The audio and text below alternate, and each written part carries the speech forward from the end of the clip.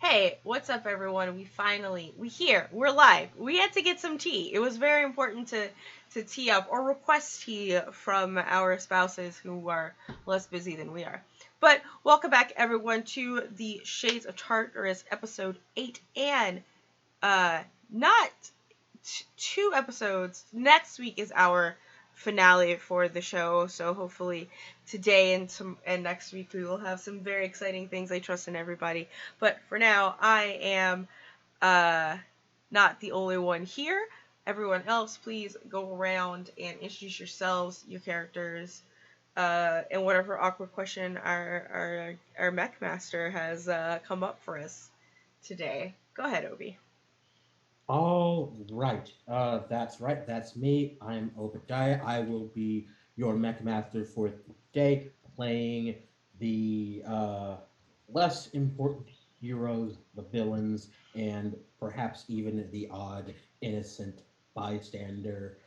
And as far as awkward questions go, let's try this one on for size.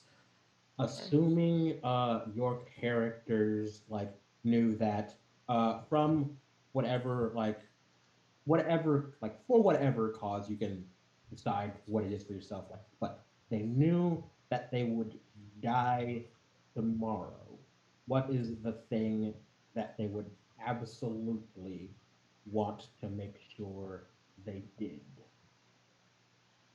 Sure. Hi, It's hi, not hello, for that might everybody. not even be foreshadowing. It might not even be foreshadowing. Hi, hello.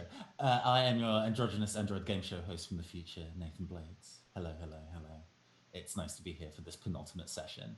I play Julian Tablanet, professional con artist, recent mech pilot, and apparently soon to meet their figurative end. I suppose if I was to, if my days were immediately numbered and I need to live my life to the fullest before I pass, I suppose I'd have to go take a trip to the space casino and acquire as much money as I can from the various foolish punters there, and then spend it all on black.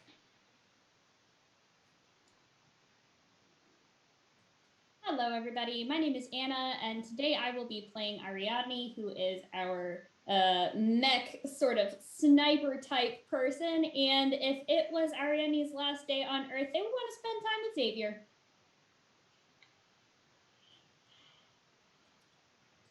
Sup, y'all? It is me, Wally. Oh boy, and I am playing Xavier Browning, the cool level-headed, the cool level-headed with a burning heart of burning passion inside of them. Um, but if it was their last day on this plane, because eventually he will burn out, he would like to make sure he takes Ariadne on a good date, like a real classy date. That's what he would want.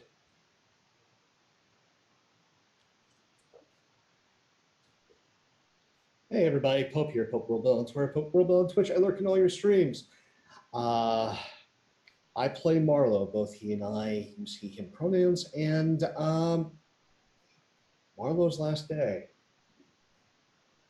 Marlowe is a defiant bastard and would try and do everything in his power to defy odds and the laws of man and maybe other things and get himself fully uploaded.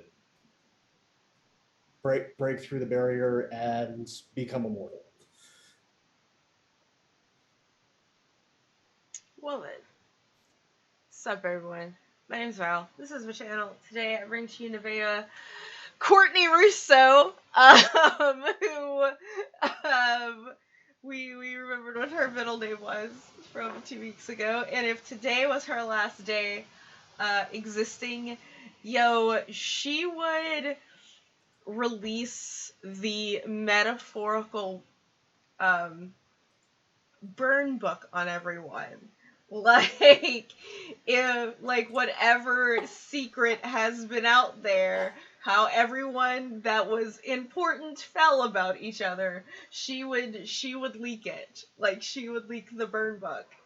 Like, and we've all seen Mean Girls, so we know exactly what I'm talking about. So But that is so on brand for her, though. oh yeah, it's just like, I'm gonna take you all down with me, at least socially. Um, hey, if you guys want the burn book to make an appearance, you can actually do that here on this channel. You can influence this channel with your bits, subs, and donations. Every 100 videos that you gift the channel, you can gift us a reroll. If you subscribe to the channel or gift subs to the channel, you can give us an auto crit success or an accuracy dice.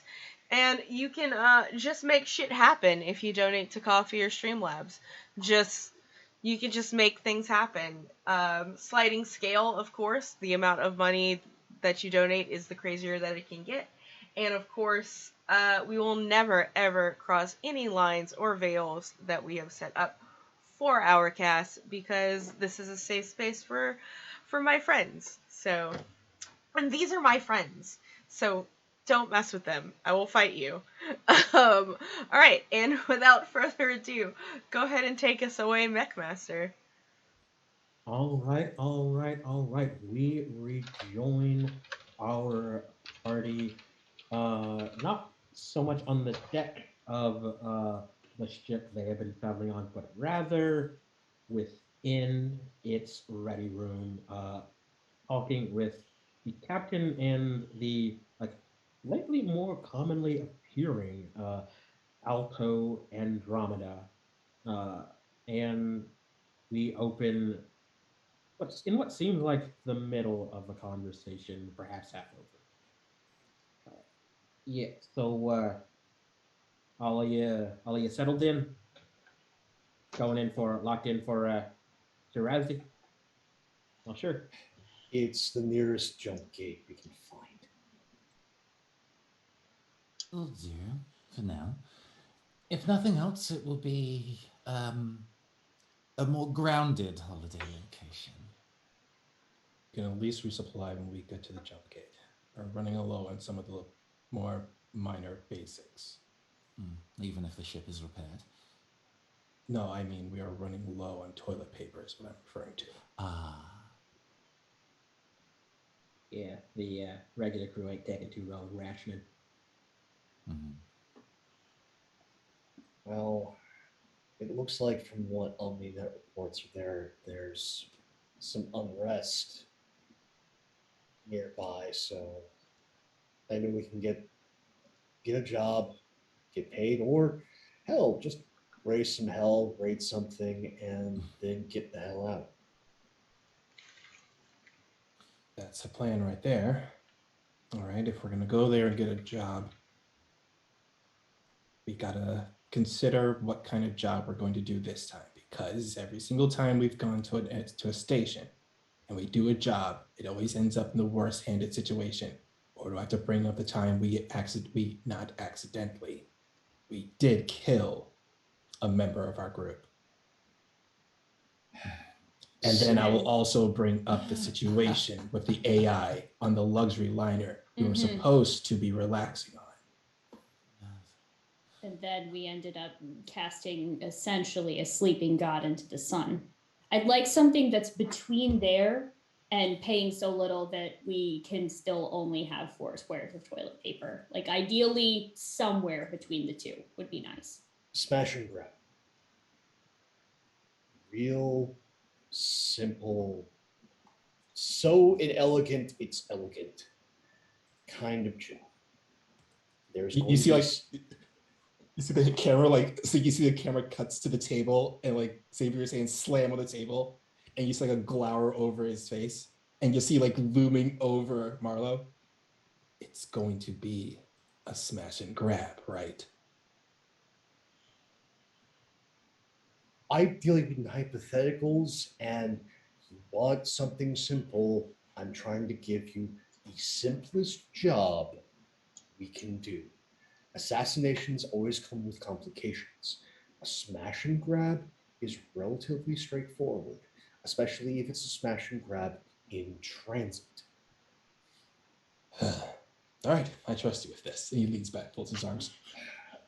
There's a lot of civil unrest. They're, again, mostly mountainous. There's a lot of internal versus external movement of goods. So if we want to use the mechs, we can. There'll be exterior transit. There will probably be an escort. Blow up the escort, grab the goods, go. Same goes for internal. It's just going to be harder to move out. That's why I would say external jobs probably going to pay less, but easier to do. Internal jobs going to pay more, but it's going to be more of a pain in the ass. Then Alto speaks up. Oh, one thing to, at least a matter of some practical concern. Sure, you might all be aware of this, but remember, the vast majority of the planet's surface is covered in water. So when it comes to making getaways, it should be adapted accordingly. Yes, I was about to interject. If we wanted to try and do a smash and grab in what is essentially a gigantic underwater greenhouse, we've got to be careful where we smash. Actually, in fact, I do recall a previous con that we managed to land with the old crew. We did sell one of the previous bits of land on the space as a potential underwater theme park location. I wonder if they actually took up any construction work in the end. Adriani has vanished into the ether, but that's fine. There we go. There we go. Okay, so that's just the cloaking device turning on. Very like what seems like a very strange. Like you're not sure if it was the cam. You're not sure if it was like the camera's malfunctioning or if an animator. It's just my camouflage cloak. I was just swishing it a little dramatically. So you're saying that we could take advantage of the fact that we have this planet that has, well, vital land. If we could find some kind of vital land here, we could sell it to someone. I mean, I suppose, if they took the entire thing seriously, they might have actually decided to. I mean, they did actually get the land. We did sell them the land, just horrendously overpriced. They might have tried to build something on it. In fact, if they're still working on it, there might be some honest construction work going on that could be taken advantage of in some way or form. But I don't know. For a planet that is so minimally hospitable, it was a particularly relaxing place. We did actually kind of, if we ever needed to go and find a place to go and retire to, on top of all of our gained riches, that was one of the suggested places to go. It would need to be a fixer-upper, of course, but you know. I'm going to ask you to make 2 rolls. The first of which is going to establish how badly did you scam these people in the past. So add whatever appropriate bonuses you feel are appropriate there. And don't worry about difficulty. This is not it's not a thing you can fail so much as. This is just a number we're seeing if it means things. I have charm +2 and get a hold of something +2, which both seem pretty relevant to hand. 1d20 plus I guess 5 because I have my 1 point of grit. Everybody remember, I always forget. 11, which is more than a 10. So you know. Okay, so yeah, this did damage to their bottom line. So therefore, what I'm going to roll now is whether they were able to overcome that damage and actually begin construction. They do have a bit of grit because they've been in this business for a while, but they are kind of good at this sort of thing. However, it did hit them pretty good, so they're taking some difficulty from that. And yes, as a matter of fact, like we're like you see like also like tapping idly away, and like you see like her eyebrows like raise a little bit, like oh, opens in 2 weeks. Well, when you're given space lemons, as they say. Well, if it opens in 2 weeks, that means there has to be a way we could maybe use this then. Mhm. I'm sure even if they've roadmapped an opening, they're probably pretty desperate to get everything working in time. We'll see what the welcoming committee is like on the other side, see how many tourist traps they've already installed. All right, how about this? We go to the planet, we see what we're dealing with, and then we plan out the simple job when we get there. Sounds good. I like it. Mm-hmm. Right. I think if we don't have any further objections, then we are going to move to transit. Your trip to the gate that will let you out into Shirazi isn't just very uneventful. You see what you think might be a couple of pirates like sailing other directions. If they notice you, they don't seem much inclined to try anything. And if they didn't, well, that might explain why their course has been deviated. Uh, but eventually, you come through out the other side into what you into a picture of like tense busyness, and I say tense because there are in unusual and like circumstantially uncomfortable number of fully armed and operational Harrison cruisers uh, that are like patrolling. They're not making random stops or anything like that. Like they're just very visibly present around this gate, and specifically around this gate. Like as you like perhaps catch your breaths and then continue on. Like you see that like as far as like the planet itself goes, what like what is over the planet like itself are like a couple natural satellites, some research stations, a couple of like cruisers that you definitely recognize are like these are local like these are locals doing like their regular thing. They are on no more alert than any anyone should be for a professional military, I guess.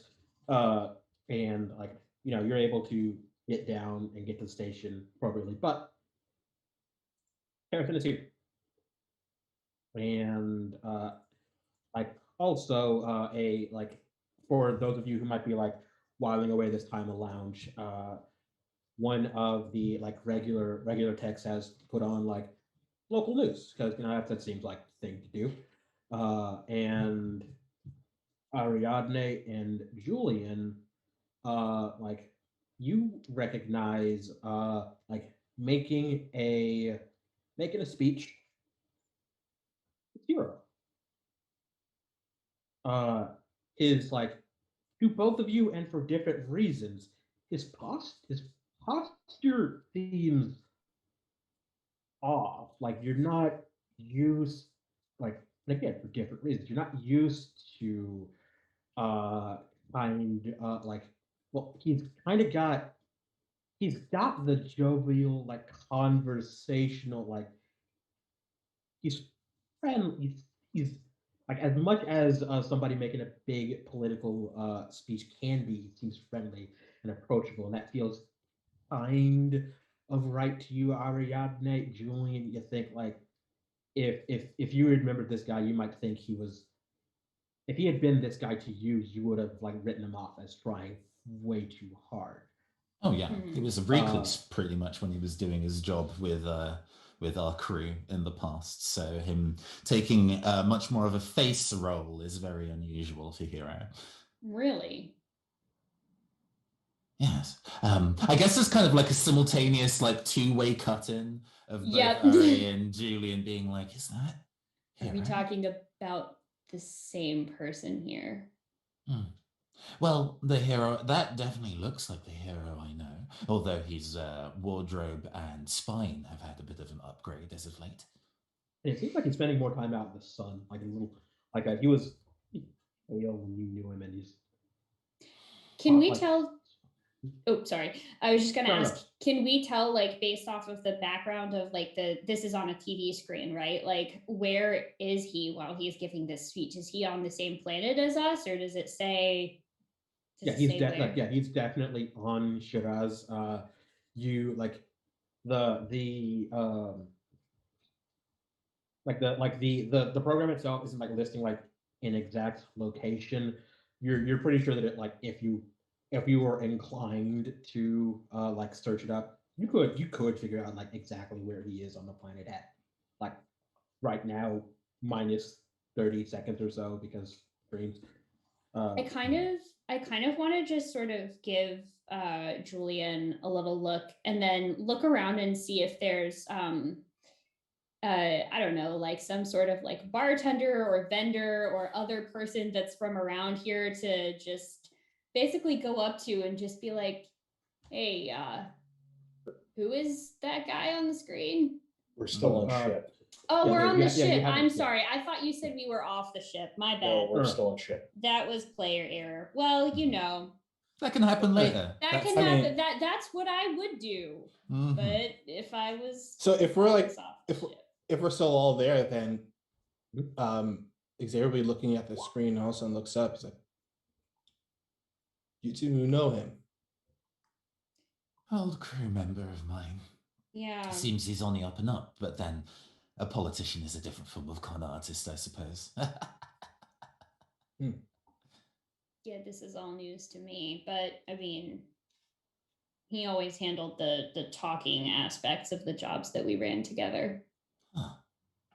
Well, that's Yes. unusual. And speaking of like as he's speaking, like you notice like the camera like fanned out like pan a little bit and like standing in the like appropriate position for a security guard uh and is someone you don't recognize them in the sense that like yours was a big outfit. There are plenty of like individuals that you didn't know, and that's fine. That's normal as far as these things go. But you do recognize the tattoo and the way they're holding their hands. Like you're actually able to get a good enough look at it to be sure. You do recognize the tattoo on their hands. That's one of yours. Well, once upon a time, those were your people. Particularly like that tattoo. That means somebody who would have been a little bit above you in the hierarchy, the kind of person who could tell you to go kill to go remove somebody and take the fall. Uh, this isn't your home planet. This isn't your home system. But that's definitely one of yours. Okay. All right. This is interesting now all of a sudden. Oh, for those of you inclined to like pay attention to, I don't know, like the speak or whatever, Mhm. like Yeah. Yeah. yeah, it's actually about uh it's about that election. It's partly about that election, which Hero is very clear that their side won. Like if you listen in a little bit closer, you realize that like he was not himself like running for election, and he doesn't seem to be like claiming to be like a native or anything either, which kind of brings up some other questions about what he's even doing here. But you don't you just got here. Somebody just turned on the news. The context maybe will come later. But he's thinking about pushing that gate out of the system, about about like pushing the war away, about like threats that are coming, about like the fact that, at least plain fact that like this planet is fairly self-sufficient. It doesn't need to get involved. It doesn't need its sons and daughters dying for, well, sons, daughters, and other children dying for a war they did not choose or for causes they may not believe in.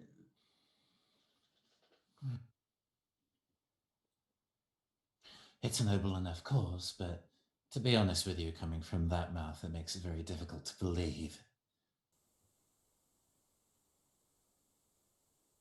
Well, We did spend all of our lives trading on false promises, after all.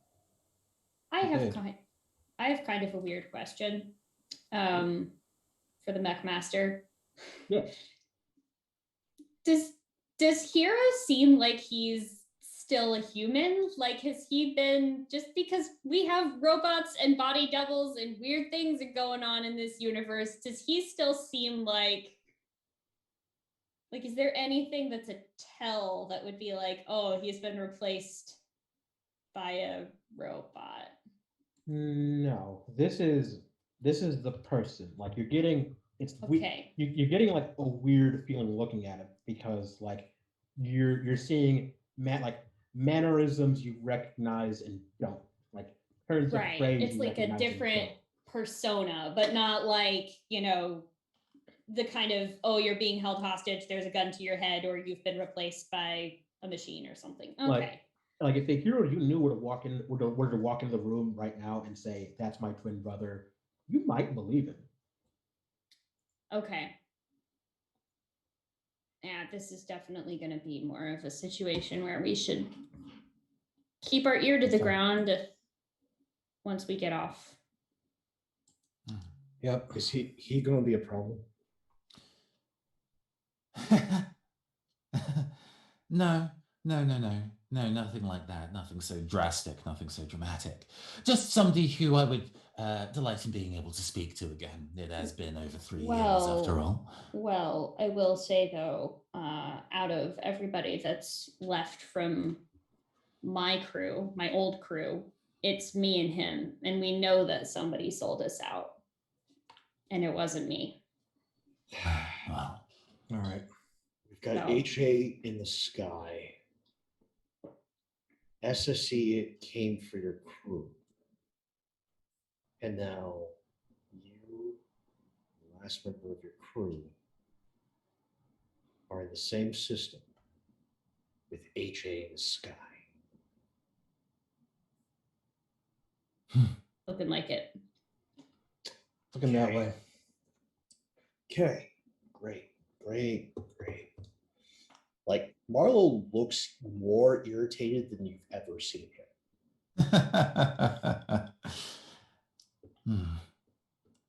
Oh, Nevaeh, have you happened to meet many politicians during your previous days?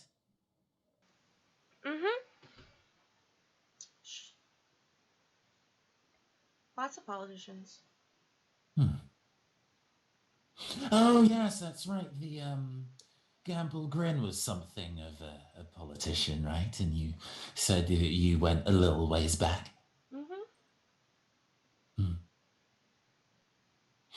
Where's Nevaeh staring at? She is just doom scrolling. Or pretends to be doom scrolling, yeah.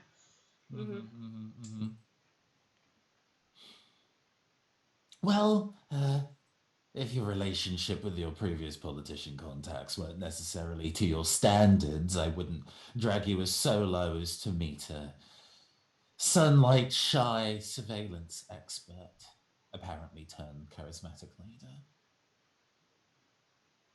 She But just if you're shrugs. interested...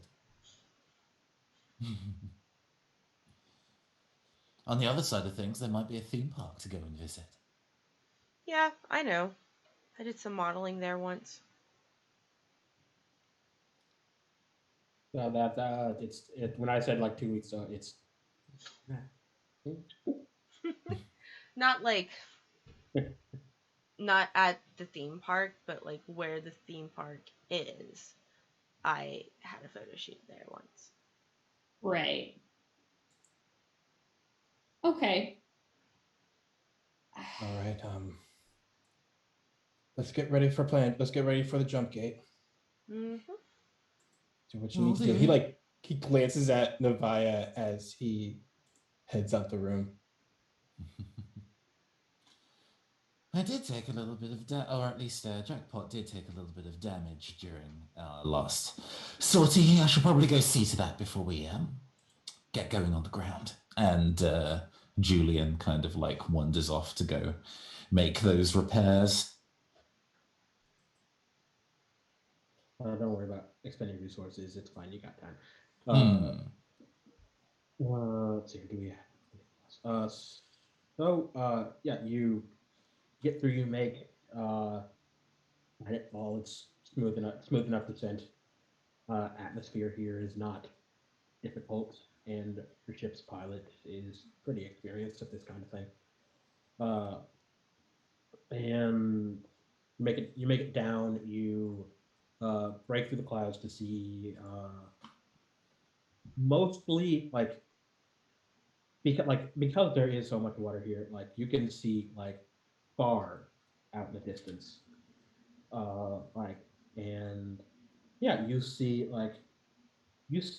mountains what must like plausibly speaking be like absolutely titanic mountains given that they're rising out of the sea, dotting the planet's surface, some of them extending even into the clouds, and also dotted with arcologies built out building on their sides, these high tech, high density cities, supporting life. And you come into what you presume is just the friendliest one, or at least the one with a suited berth for a ship of this size and complexity. And you're down, you're in, you get through customs without difficulty. Mhm. Cities, world is, at least to some degree, your oyster. Let's do it. There's definitely a moment of staring at the kind of fish or whatever alien organisms swim on the other side of the glass within the arcology is an establishing shot. Sadly, it's more Earth-like than you might. Well, sadly, there's really just there are some submarines and some hobbyist artificial recreations. But okay, I think I forgot to mention and definitely should have is the seas are very red, and the seas are very red because there's a lot of iron in them. Which would make it very difficult to sustain at least normal aquatic life. Sure. The local and very simple bacteria here, they do fine, but you can't put fish in it. It's not going to work. If it's not that, it's algae bloom or something like that. Not that Ariadne knows that, but Anna does. So I'm just like, ugh. There might be crabs and shrimp. Yeah, some sort of briny crustacean. There's always crabs or something that looks like a crab. Something that is crab adjacent. Yeah, because something that I have definitely learned very recently, that not everything that looks like a crab is a crab. No, yeah, just in two sciences sort of a confusion. Crab is just a shape things evolve into a lot. Yeah. Yeah. Crab is the factory default. Yeah, it sure is. So there's probably some form of crab, which now, after the bizarre train of thought that is my brain, I am going to have from that establishing shot of I could see something that looks like an aquarium and normal seafood. Then to a very sort of Blade Runner-esque sort of sitting at a bar that's serving food, just this giant crab that is coated in different kinds of chili peppers, deep red in color, with napkins and some form of high industrial space spork being slid across the bar to Marlowe as he just looks at that and goes, "Can I get 2 beers?" And just stabs the thing. All right, sure, boss. This kind of imagery now set, I then in that chain of thought pictured like the gigantic animatronic Sotenbori crab in Yakuza 2.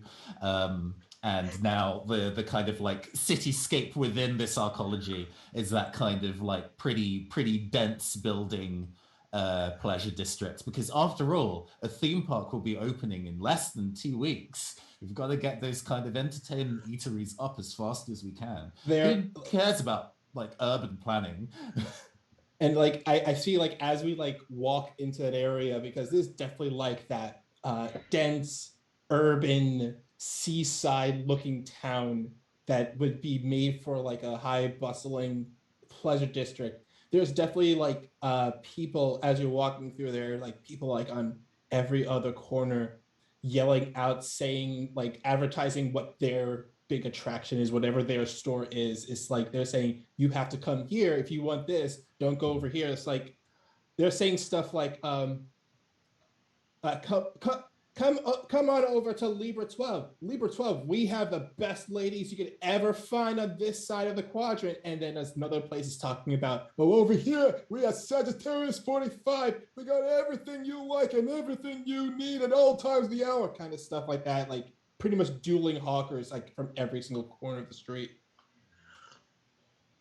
Yeah, I think like this shouting is over where... each other and sometimes shouting at each other, because Yeah. like it's dense here. This They're is how not it that works. far. They're not that far away, and like you definitely feel like based on like how in depth some of these conversations are getting, like maybe probably a lot of these people have like they have some drama. And they're getting into it right now, and there's a fist fight, and like you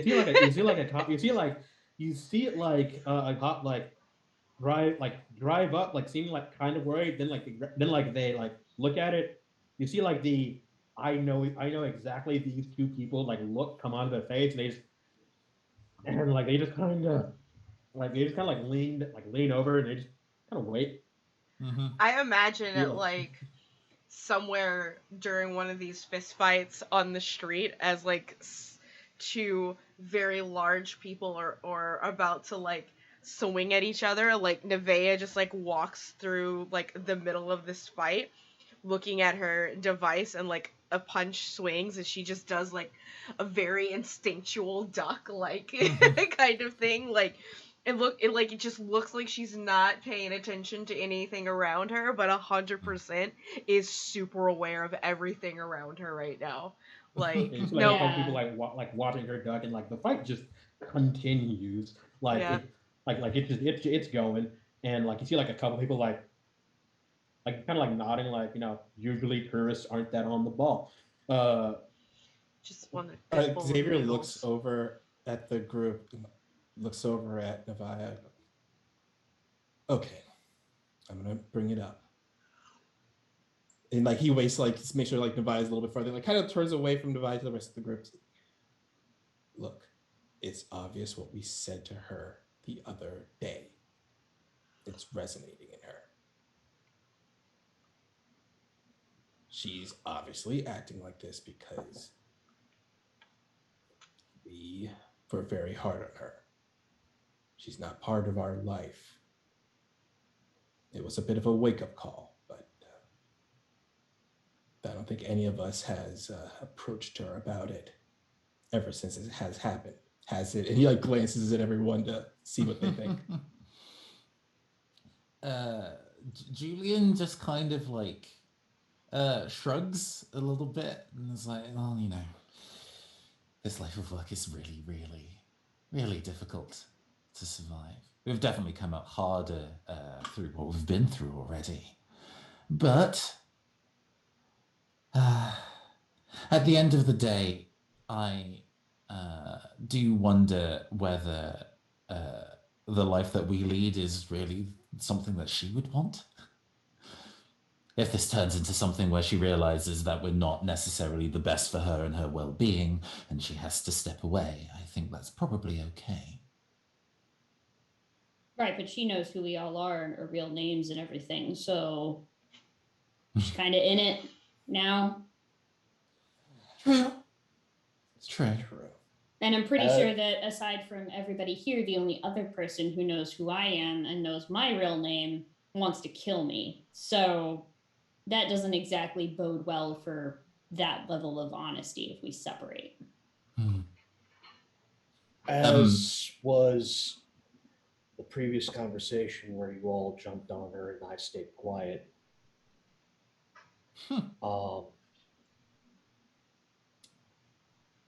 Maybe we should let her talk, and maybe I'll be the one who listens. And you guys can figure out why the fuck your friend is here, why the fuck HA's in the air, and if SSC has boots on the ground, because then we're going to have a problem. In the meantime, I'm going to finish this delicious chili crab and talk to our gal, okay? Julian smiles deadly wide. Ariadne, you're not afraid she's going to betray you, are you?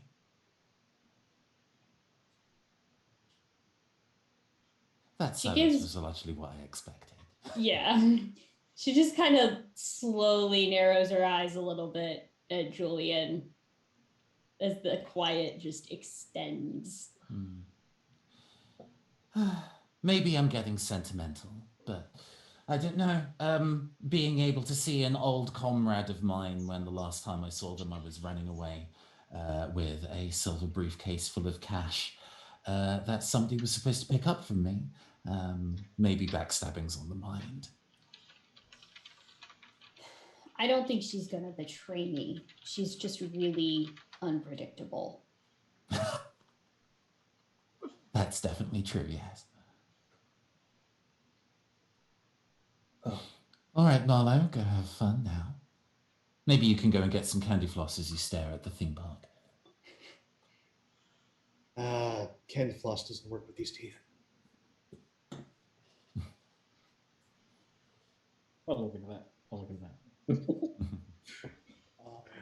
As he slides a couple of credits, as the crab has been decimated, the beer is gone,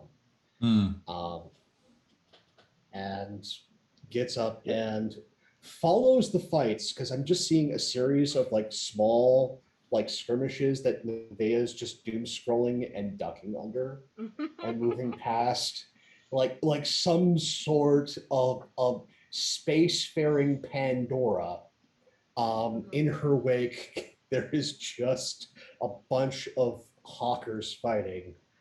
And you're actually like seeing like Marlo like distantly behind you, like more and more like not like a huge amount. Like this isn't like a ride or anything. Just like more cops kind of like coming out, like because I guess this is enough of a disturbance that okay, actually we need to start sitting on these people, and like like the kids like kind of like a bit behind you as you're going, about keeping pace like with you, or like like a couple cops like showing up like all right, break it, shut up, Jesus, like people getting grabbed, like pulled apart, like like a couple people like getting dragged up, like a couple people getting put in the back of the squad car for a few minutes to cool down, like etc. etc. Nevaeh knows exactly where she's going. Like this is not her first time on this planet, as established, so she knows where she's going. Though she was probably a brunette the last time she was here because she was 17 and was not dyeing her hair. So she's going to a noodle bar because, as it's established, her favorite food is some good nudes, and she just sort of sits at the noodle bar with her phone and orders like seafood ramen to come her way. Marlo just sits down. I can just see like one like older hawker Superman punching another in the background as he takes a seat. Goes to the waiter. Bubble tea, beer, and a small thing of those beef on the stick. Yakitori. That's the word I was forgetting. Small thing of Yeah. beef yakitori. Yeah, kind of like raise an eyebrow at you, but it goes, grabs it. A couple minutes later, comes out. Thank you. I'm surprised you still have room in your stomach after all of those chili crabs. Stomach is fast processing. Ah, gotcha. Like my liver. Considering the amount of scuffles, I've programmed my body to be on alert, which means more calories. Sure.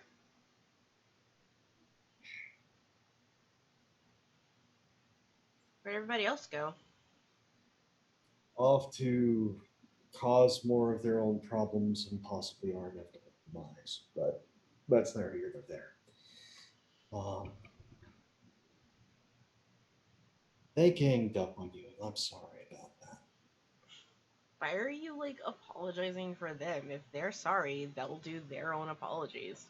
And if they're not, then they shouldn't apologize because that would be a lie. You got a point, but they are deeply in themselves. We all kind of are, given our circumstances. Okay. And seeing that I know the face of someone who's seeing ghosts, and the three of them are seeing ghosts, and I don't know why. Things are going to get tense, and they're probably not going to take the time to do what they need to do and do what's right, and thus the apology. I also apologize for keeping quiet. As much as my reputation might say, I detest yelling. Yelling doesn't actually like get anyone anywhere. It's just they shown their true colors to me, and I know what they're about now. So I know how to be around them and what to do and what not to do. So At the same time, whatever. again, that I understand the sort of,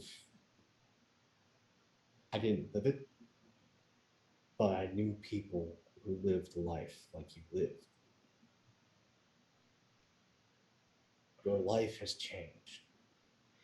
Mm, I would like to have thought that it would have changed, except that I still have everyone around in me using my powers for their benefit, but as soon as I use it for myself, it's a bad thing, which is exactly how it's been since I was 5 years old. So again, whatever.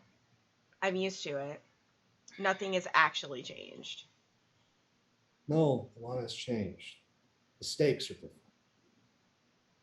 Beforehand, what would have been, a chewing out like they did, now might end someone getting two in the head. And that's different. Though Mm. again, I don't know enough about you. If you lived in the Harrison Armory arcology, then maybe no, nothing's changed. And if you threaten the company line, then yeah, even at 12, you will have gotten two in the head. Yeah, I know.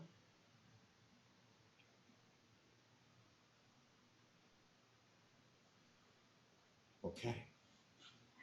Like, did people think that me escaping a plutonian prince who wanted to fuck, marry, and kill me all in the same day at 18, 19, how old was I? 13? I don't know. Was like just a story and not like real? Part of it's the delivery, but also part of it is that these are very different people. They're really not. No, they are. No, you're not listening to me, Marlo. I'm I trying. thought that they were different. I thought that you were all different. I thought this was authentic. And it's not. Authenticity is often overrated. It's just the people who get a chance to be it. But it's, listen, it's whatever. Like, I'll just be here existing and be used whenever people want to use No, me. no, no, no, no, no. What do you want? What do you want?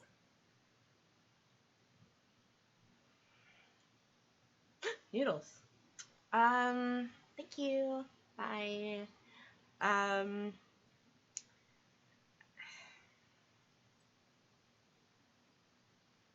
Authenticity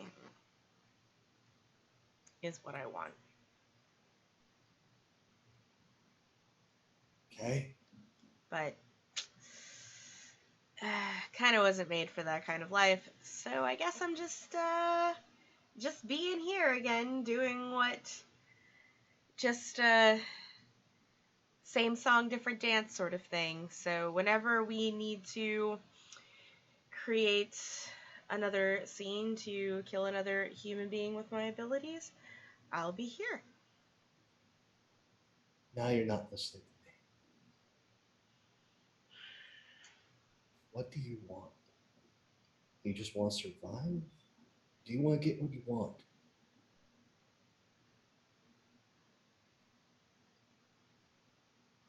I don't know what I want, Marlo.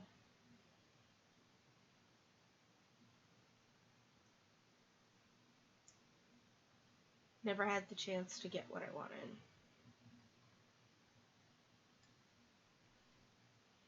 I hope you get your chance. Thanks.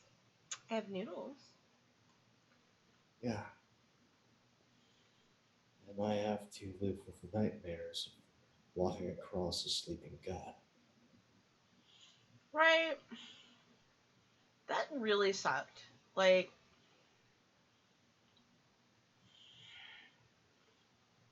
sorry that my selfie did that to you. Wasn't your selfie?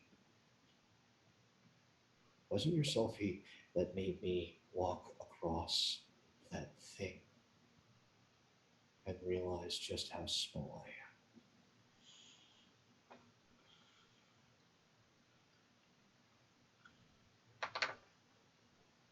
Then I'm like so confused.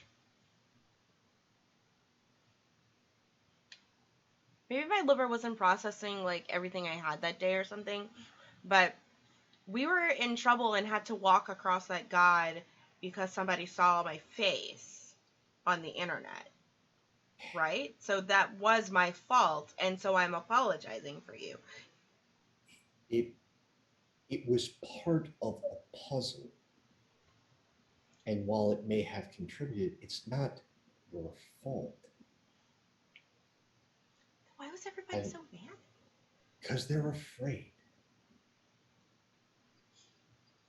They're afraid of what you being recognized and what that means. Us Right. being out, but also what happened to where we were means danger. Yeah. And you being recognized doesn't put just you in jeopardy.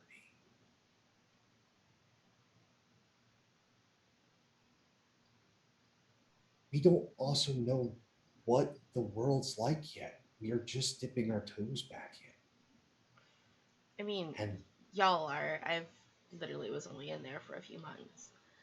Um, and I think this is just like going back to what I was saying. It's like you're telling me that my recognition put everyone in jeopardy, and I understand that. But the problem that I was seeing is that, but it was also very convenient for everyone else at a different time when I was recognized. And that is a Context matters. problem. Can't just. You don't think you can turn it on and off because you're thinking this works like a switch. But it's not a switch, it's a dimmer. Just like in the model 24C Lancaster, it's a slider. Those are You- so great. Oh my god. Yes, you pushed it up to 8. What the team wants you to take it to just 3. Oh, that is so cute. You guys thought that was 8? Yeah, that's what they think is an 8. Oh, that was like a 4. Okay, I'm going to amend my statement. They want me to take it to a 1.7. Okay. Well, I mean that's where I am right now. I'm at like a 1.9.9999 right now. But that is, oh, y'all are so cute. You thought that was an 8. Oh. That's the context they're working under. That's the Yeah. context I'm working under. Like, I don't know what a 10 looks like. I was out of circulation for 7 years. Oh. Y'all don't want to know what my 10 looks like. We'd all be dead. And I think that's like the point I'm also trying to get across, is that like everyone just assumes I'm like kicking it up like super high, but really like I have restrained myself for their sakes, and I don't know, maybe just a little bit of like appreciation for everything that I've done, and that like with one mistake, like there was no appreciation, and then it was just, oh my god, I need hot sauce for these noodles. Why are they so bland? Thank you. like you hear like someone stomping like the back, like the cook is like about to like the cook is like popping white hot mad, and you start to get the feeling like maybe here everybody just kind of throws hands at like the slightest provocation, and then like one of the servers like kind of like notices and like realizes like locked onto you and like gets him by the arms like I don't want to fight you. like dragging him I back. don't want to fight you. I just want some Tabasco. We're going to for the sake of the under 25s in the audience, we're going to censor the cook's cook's comments. They're not appropriate for this family Under channel. 25. Absolutely horrible invective, not acceptable. Ultra profanity. I'm gonna look back at Marlo, and it's like, I understand what you're saying 100%. I will be reevaluating my behavior, but I will also be drawing a line and a boundary, because if they want me to do something that gets to the 4, that puts people in danger again, I'm gonna have to give them fair warnings of that. The more that I use my power, the more that it escalates. Does that make sense? It does. But I'm also going to say this when it comes to appreciation. A lot of that is going to be slow coming because folks are still trying to find themselves. I appreciate what you did. I appreciate that Thank you. we're able to have folks walk around without having to, hide as much as they used to. and because of what you did. But I don't see people throwing themselves at my feet from getting that thing disconnected. We all have our skills, and in order for us to survive, we all have to contribute. Some of that appreciation is going to be quiet. I'm sorry, but Romeo is licking my pillow right now, and I'm really confused at why this cat is just licking a pillow. Like, I was absolutely certain, like that was a head movement caused by a cat. There is now a cat on the end of this noodle bar that is just got in to the pickled ginger and can't decide if it loves it or hates it. Just like a moment where like everyone, including like the noodle stand owner, just all kind of turn and stare. I imagine it's like one of those cute little bobtail ones. Like, It's some street tabby, and it's just like, well, that's cute. I'm gonna take a picture of the cat trying to. Then I'm not it's sharing getting it. there. It's just for me. Kind of thing. You know, she like taps her nose. With all the experience I have being on one end of things, I bet it would translate really well to be behind things.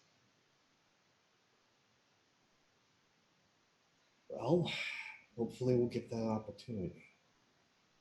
But right now, I think we need to try and finish up our food and then find our ghost hunters. Okay, so like, do you mean a literal ghost? Is there like a dead person here that I don't know about? I'm being very metaphorical, but at the same Okay. time, this is a person who may have been dead to them Oh. and now is alive. Oh, okay, one of those. Well, I mean, I could like ask around about the dead person. Like, again, I know people here. That's going to be useful, but I think we're going to need whatever context and info they dug up to ask the right questions. Right. Thank you for listening to me. Of course, thank you for talking. I bet this ghost has a burn book. And I think that's like where the scene might end. Like, Okay, yeah. So speaking of ghost hunters, you've seen faces you didn't expect to see, at least not here. So how's that make you feel? So I guess I want to have this conversation, but it's probably going to be a degree of it being in like text in universe. That's fine.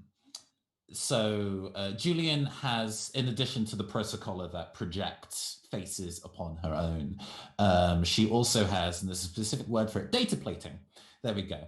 Basically, she's got tech implants that let her subvocal communicate and otherwise be able to see a computer screen in her eye line without necessarily needing to talk out loud and whatsoever. So this conversation is possibly going on your smartphones or whatever like devices you have if you don't also have data plating. But she's like, okay, so hands on the table. Here at Tanaka is our surveillance expert. We came across him previously on the station and lets Xavier know the finer details of how we even knew that Hero was still around because we noted that piece of like sensor in the home that let them know that we were ready to be sniped. Yep. Whenever he's doing something big, he makes sure that he has sensors everywhere around him.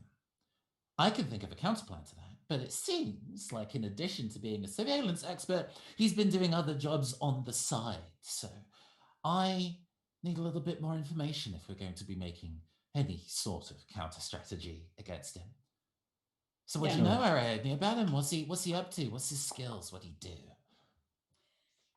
So, also just like a little bit of background stuff. I was hoping to get a little like word on the street type stuff from people that are already here on this planet about who this guy is and he's running for what office now. And I want to play it off like she's just sort of this clueless tourist tourist asking around about person this that's guy, like, guy. you know how tourists are, where they're just like, "Ooh, what are these apples?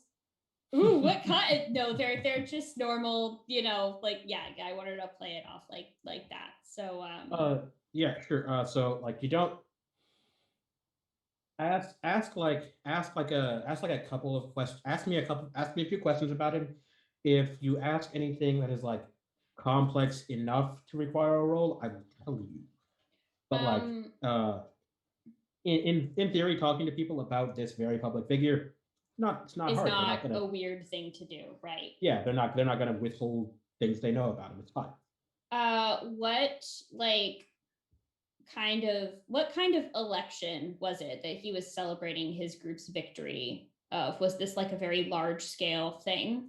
And what were their political beliefs?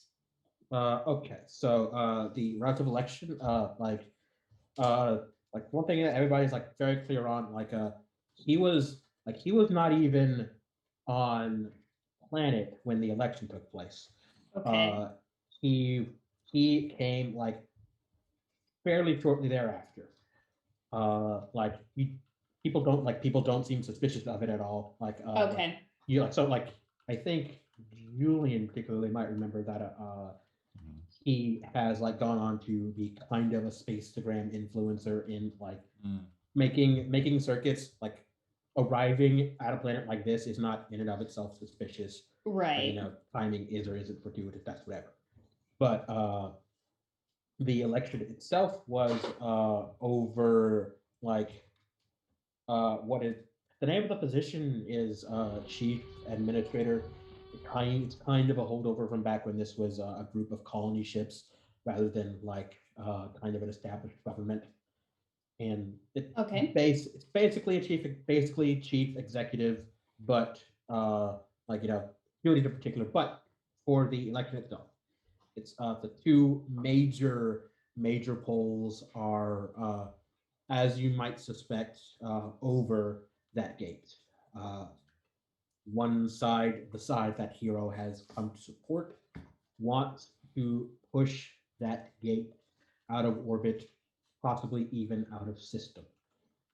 As like basically on the logic that as things stand, like it is only a matter of time before this planet becomes like a battleground because the big war that could possibly tear apart the second commune second secom like will escalate. And because this is like a very real and very useful trade hub, like this planet, like as long as that jump gate is here, this planet is strategically valuable, and sooner or later somebody's going to want to secure it.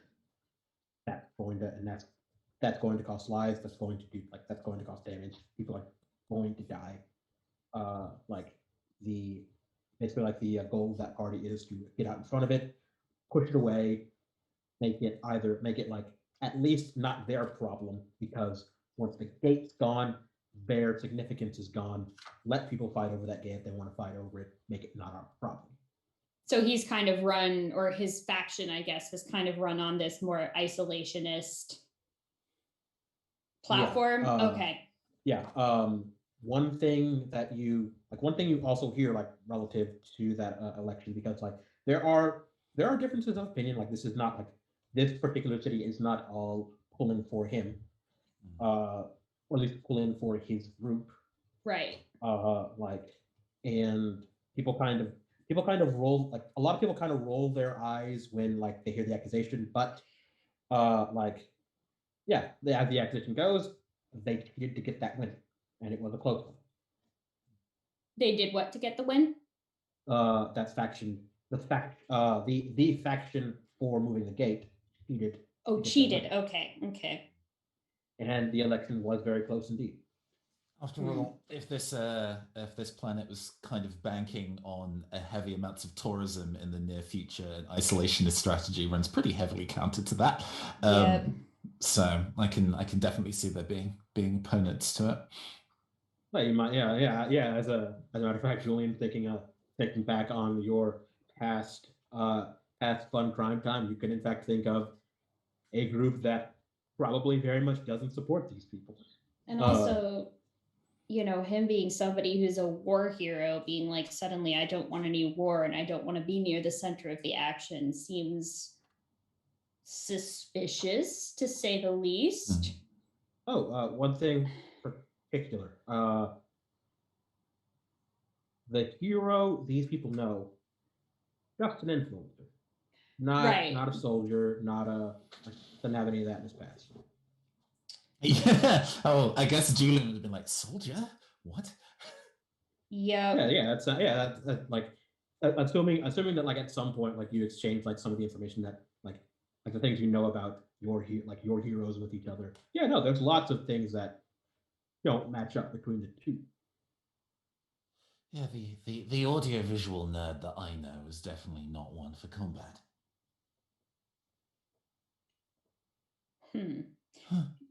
So I guess one other question that I have is just like getting the general feel of like, what do people on this particular planet, how do they feel about him? What's the general consensus? Is it pretty divided, or are they just like, oh no, he's the worst, or indifferent? People that disagree with him tend to think of him as like kind of kind of overbearing, presumptuous, like you're not of us. This is not your decision. Like, I mean, that tracks with shut what up I and know. just shut up and move on. Like, stay out of our business. Like, and that's kind of where it goes at its worst. Like some people like you would think that like they must like some people are even like they must be paying him an enormous amount to stay here and chill. Like the people who still disagree with him but are like maybe like the cut of his jib, like respect his commitment. It's the valid they view his position as a valid one to hold if dangerous and incorrect.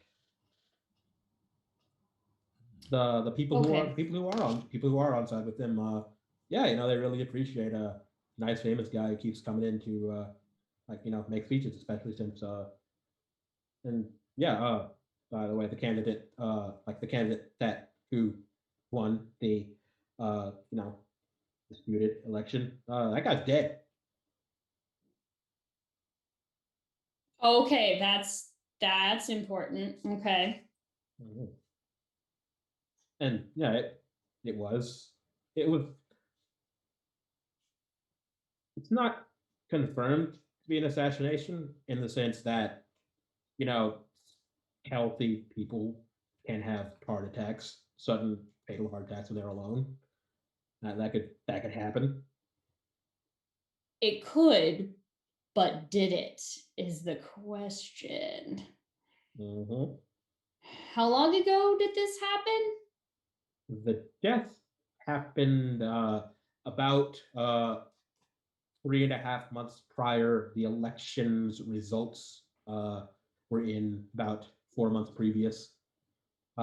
Basically, that death kicked off tensions that have been like steadily escalating. Like currently, like you kind of realize that like what's kind of going on currently is that like there's definitely like some submarines out there thinking each other. Like there's some skirmishes here and there. Like prey being firmly redirected. But kind of like we're at an uncomfortable simmer on planet currently. Right.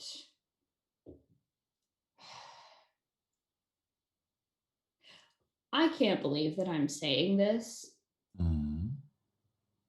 but we have a very public figure who's a celebrity that I think is up to no good. Yeah. And we have somebody on this team whose skill set is very well aligned with digging up information that celebrities want to keep hidden.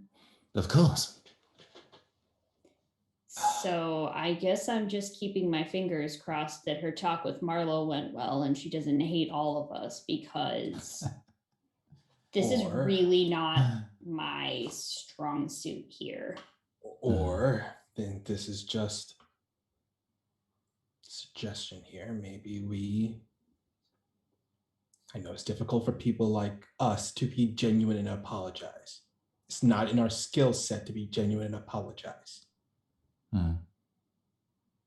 But let's be genuine and apologize.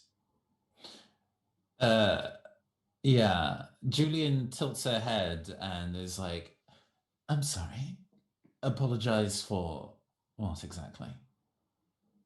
I do get that we were very insistent on what happened being a problem, but from my perspective, at the very least, she is a very, very useful colleague, and I think the ways that we've worked together so far are phenomenal. And I would quite like to keep up that working relationship for as long as it doesn't put both or either of our lives at risk. It seemed established that her life could potentially be at risk from that slip up, and I would fight quite hard to make sure that she wouldn't be in danger. That's a thief's code, con artist code, after all. It's a shame that she took that the wrong way. But at the end of the day, I'm willing to do anything in her best interests as long as it keeps both of us alive. I suppose if that means I have to go and apologize, even though I don't think I actually have anything to apologize for, if it makes her feel better. And on the other side of the things, at the end of the day, if she is as so absurdly powerful as she claims, and she doesn't need us anymore, well, that's fair, wouldn't you say? If we're holding her back, then she has every reason to go and leave us behind. Well, If she chose to betray us, though, well, that would be a different matter entirely. you're absolutely right there. She says she has abilities. That's what she says she has. She has talent. Talent can be replaced easily. We can easily drop her at a moment's notice, and we can easily find someone to replace her. That's our line of work. That's what we do. When finding someone is weak, we drop them off and we find someone new. However, just in this case, we need to make sure that she at least makes it through this somehow. Yes, after all, we are still, for the time being, working together until she suggests otherwise. Yeah, that's Right. what I'm saying. I feel like dropping this one off in some particular location when she is as unpredictable as she is a bad idea, especially because there's already one person out there that can still probably find me and kill me. And if he can do it, she definitely can. She helped me build this disguise, for goodness sake. Like an entire false profile that with the click of a single button could fall apart. So Exactly. I'm apologizing. I'm not good at it. It's probably going to sound like I don't mean what I'm saying. I've been accused of that before, but I'm going to do it. Okay. Because you're right. I mean, For like, as long we as can we're all both... useful to each other, eh? As she kind of raises a hand in like a cheers motion. It makes sense. We can both be correct while having done wrong things. Very true. Well,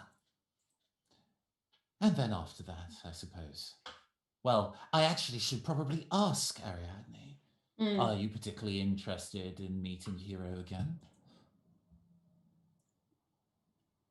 I personally feel like I need to have a word, but Yeah, I would say it depends on the circumstances, but if it's on our terms, sure, I'd love to catch up. It's been a long time. If you're going to go see this hero guy, I'd like to go with you. The guy that was with the security detail. It's not directly that I know him, but they have strong ties to the people that I worked for in the past. The fact that they're using they're using us as security kind of has me wondering who is this guy? So I'd just like to see this guy for myself, if you don't mind. By all means. All hands on deck, as they say. Yeah. So, okay. First off, I'll ask, does the party want to grab back together, or Xavier, do you want to try and follow up on finding, if not this guy, more of yours, because I want to find out more about this guy. Okay. There is also one general question that I want to check, and it's probably within the same ballpark as general knowledge that Ariadne was asking about, and it might fold in. What is the next public event that he's doing on arcology? Okay. This takes you a little bit to search up, but he's got a little charity benefit. It's not at this specific arcology, but you're pretty sure that you could get yourself there. It's in a couple of days. You're pretty sure that you could get yourself over there if you were bound and determined to do it. You just have to arrange travel and somehow. But yeah, it's little charity benefit. He's going to be doing probably a lot more handshaking than actual public speaking. But yeah, maybe he'll be 5 minutes to thank sponsors or something. Take a few photos. But yeah, I definitely want to try to figure out information about the guy who this guy was that was performing security like that. Okay. Yeah, it's definitely just going to be a role to gather information. So no additional difficulty, or at least what difficulty there would be offset by default, because these are your people and you know them. Now build your dice pool and throw them bones. Okay, so I would gonna use also get a hold of something. And so that'll be a +2 to that. And also I would like to use charm to convince or receive audience to use leverage to get my way. So I'll use that also, can I, for this situation? Okay, assuming that you're willing to do it assuming that you're willing to get information about this guy by asking around. Are you okay with that? Yeah, I'm fine with that, yeah. Sure. Okay, yeah. And adding +1 grid, so that's +5 in total. Oh, that is, and we roll a d20 just to double check, just to make sure we roll d20 for this. Yeah. Because I got a 25. Well, then that do be a critical success. As it turns out, you're actually able to. Okay, before the group goes back together, because you did have to go up on your own a little bit to go do this searching. It felt like the right thing to do, especially since you know what kind of line of work you're in. Having associates with you might send the wrong messages. And so we're gonna cut in on what is actually going to be kind of a brief scene here instead, as you not only do you you're able to actually pick up his associates, and based on his position, that means you found some of your people. And again, they might not know your face, but they know your age. And you're asked around, you wind up in kind of a dive bar. You get pointed to a guy who seems like sort of anticipating you because you've been asking around. They want to see what's up, and their eyes kind of widen a little bit because they don't recognize you. They know you. I walk up to this guy and I just sit down across from him in the booth.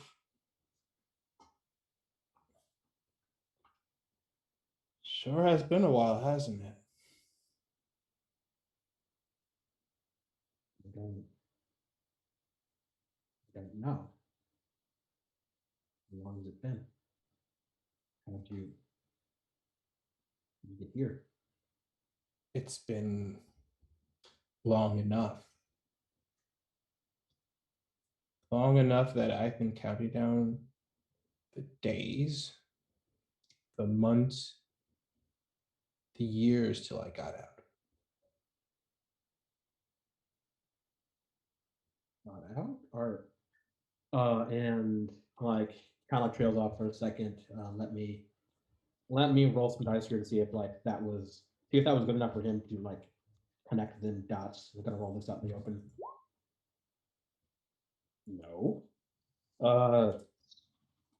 So he just kind of like seems like it almost like something almost clicks, but like you guess and like again like relative in rank, this would be somebody with about as much authority as you.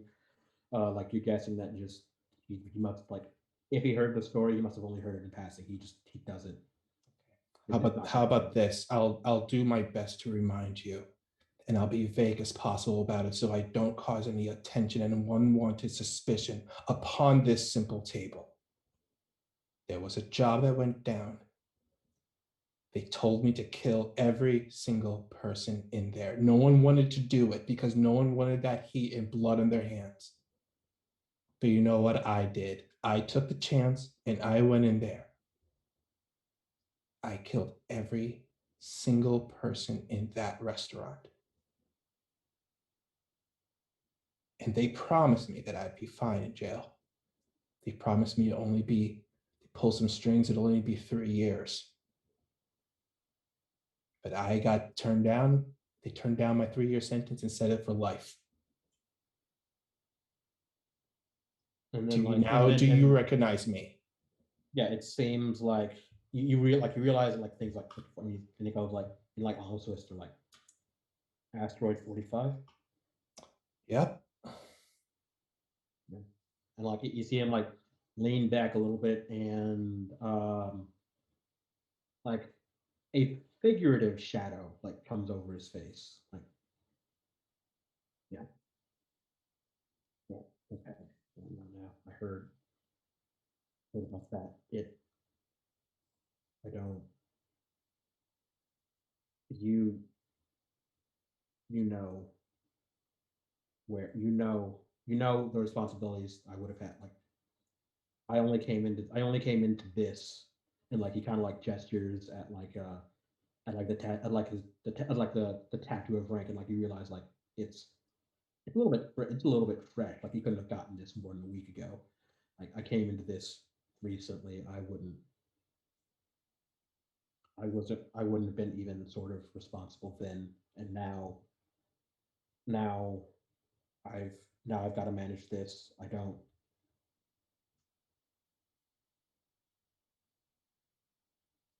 all all I know, at least what I believe, you weren't treated right. People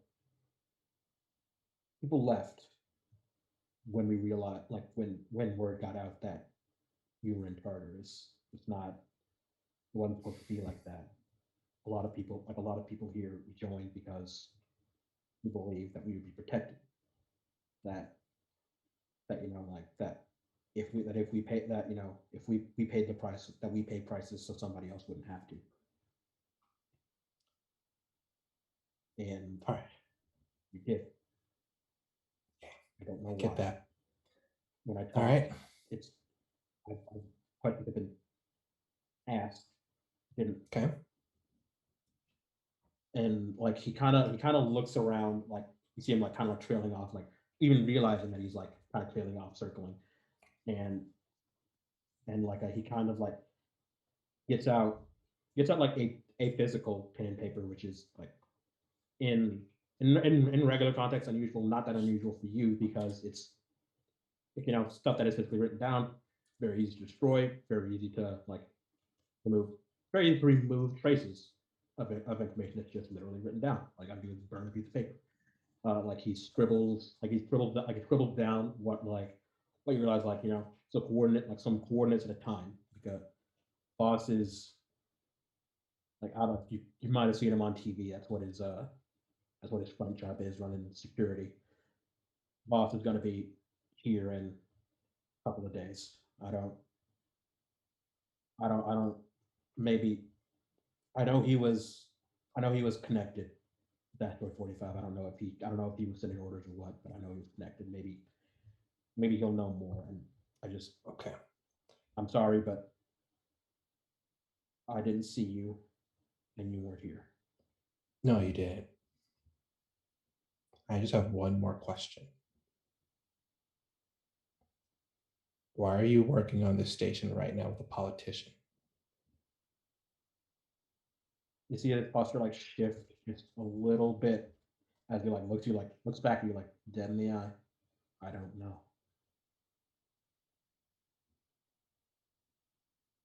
All right. You keep yourself safe, all right? He stands up and he like puts his hand on the person's shoulder and gives it a bit of a squeeze as he heads out. Okay, like yeah, you notice he hinses a little bit like when you do that, but like he just he just watches you go and like I don't know if you bother like glancing back, but like as you're going, he just kind of like turns back, like orders another drink, and like after like on shift a little bit. Yeah, nobody's chasing after you, nobody's following you. Like you don't have to make a roll for that because you get to. Then I head back to the ship. Okay, yeah. So I think unless anybody else has like something they want to do like isolated, I assume everybody's getting back together now. Yeah. Right stuff. Like yeah, you're all back on the ship. It's I'll say like early evening, like or like early like late afternoon, early evening. Like not too much time has passed. What's the on like this planet like? What constitutes like how long is the rotation for hours? Yeah, for yeah. morning and evening. Yeah. It's like 28 hours for a rotation to finish. A local solar year lasts about 500 days, give or take. Okay.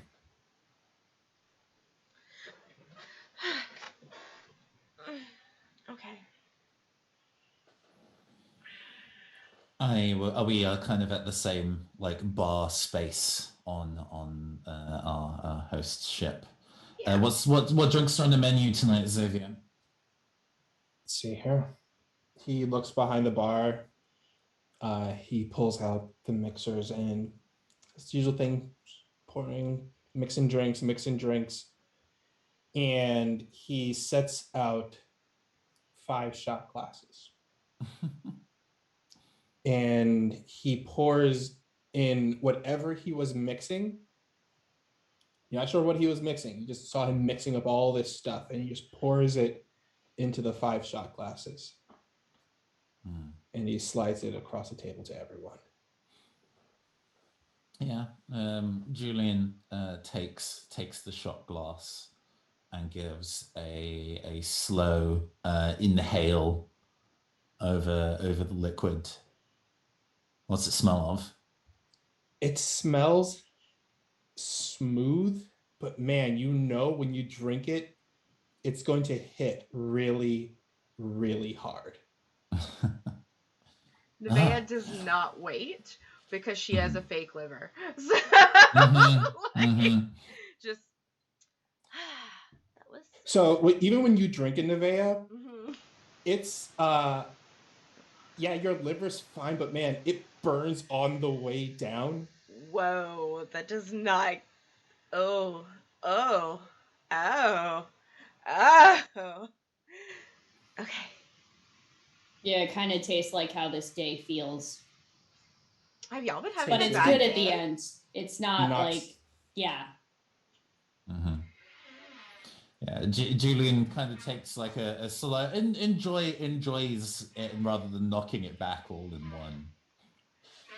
And you can kind of see her brow furrow for a while as she feels the burn of it for a couple seconds, and it's like, so we're clearly partying this evening then. Well, before we do that, Nevaeh, I had something that I wanted to say to you. What was that? I wanted to tell you that I'm sorry for losing my temper at you. Oh, thank you. That means a lot. And she's gonna hug Ari. Like, Okay. you're so sweet. It's okay. Okay, good. I'm glad it's okay. Yeah. And she just like looks over the shoulder as Nevaeh's hugging her, and whoever is looking at her just got the look of, it's not okay. Yeah. Willingly accepting the hug, I guess. I know what face meets Ari's. It's this one.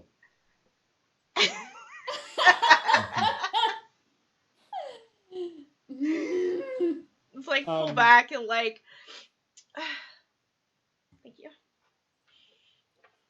Xavier looks at the drink that he has, that shot and the cocktail and the shot that he made, looks at it. This is a drink that I came up with on my way here. Call it humble pie. It's very bitter to swallow.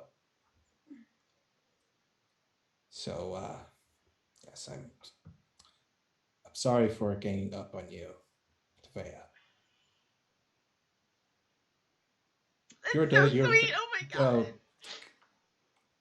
He knocks back the drink, makes like that face of like, yeah.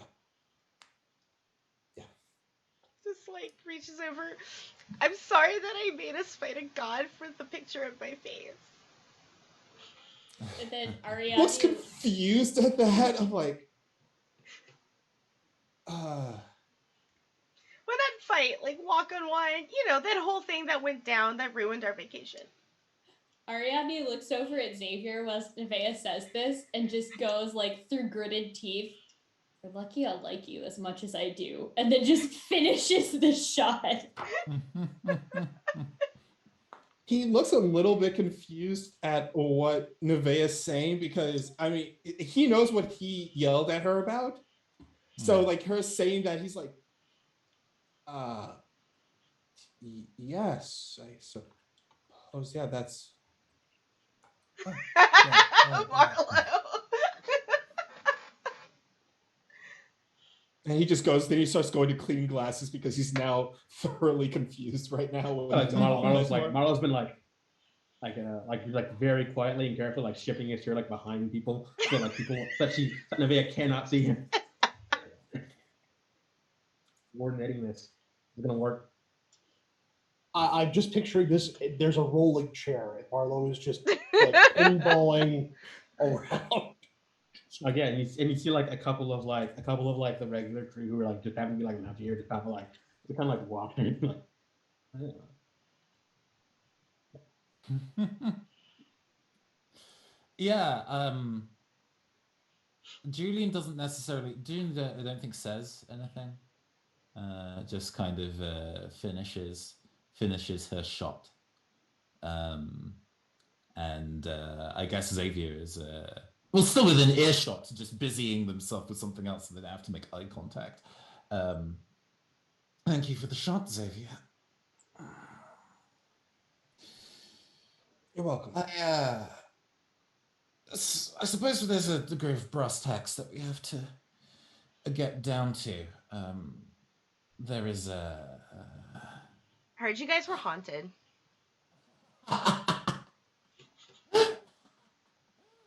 Yes, something like that, Nevaeh. a previous member of the con group. There's a technical term for this shit out of character. I don't know what it is. I'm just going to say con group because I don't think I officially gave them a name either. Who cares? It's not important. Let's go with syndicate. If you were being like super particular, that works exactly the correct. Yes, the syndicate. There's the previous acquaintance is still around. I never thought that they died or anything like that. It's just that, considering I was sent down the river to be sent to Tartarus, they're the first member of the syndicate that I've seen since I got out. And like, if I was totally like listening correctly, like Ari, isn't that person like also like an issue for you too? Yeah, like aside from you, the only person who could kill me like really badly without me knowing about it. I mean, I'd probably know about it. I'd probably see it coming, but by then it would be too late. One, that is so silly. I would never kill you. Two,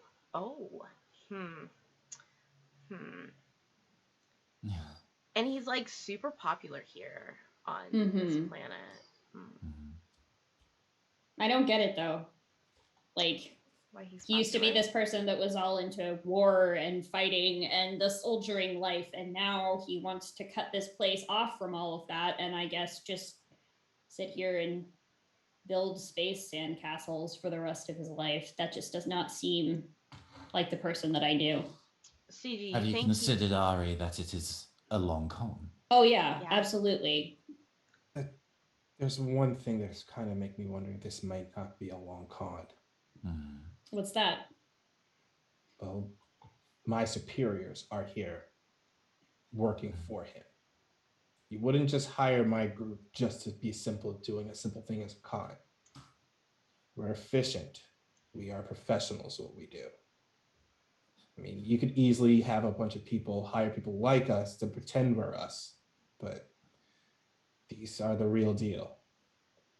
He has to be doing this for a really good reason if he wants someone like us on their security detail.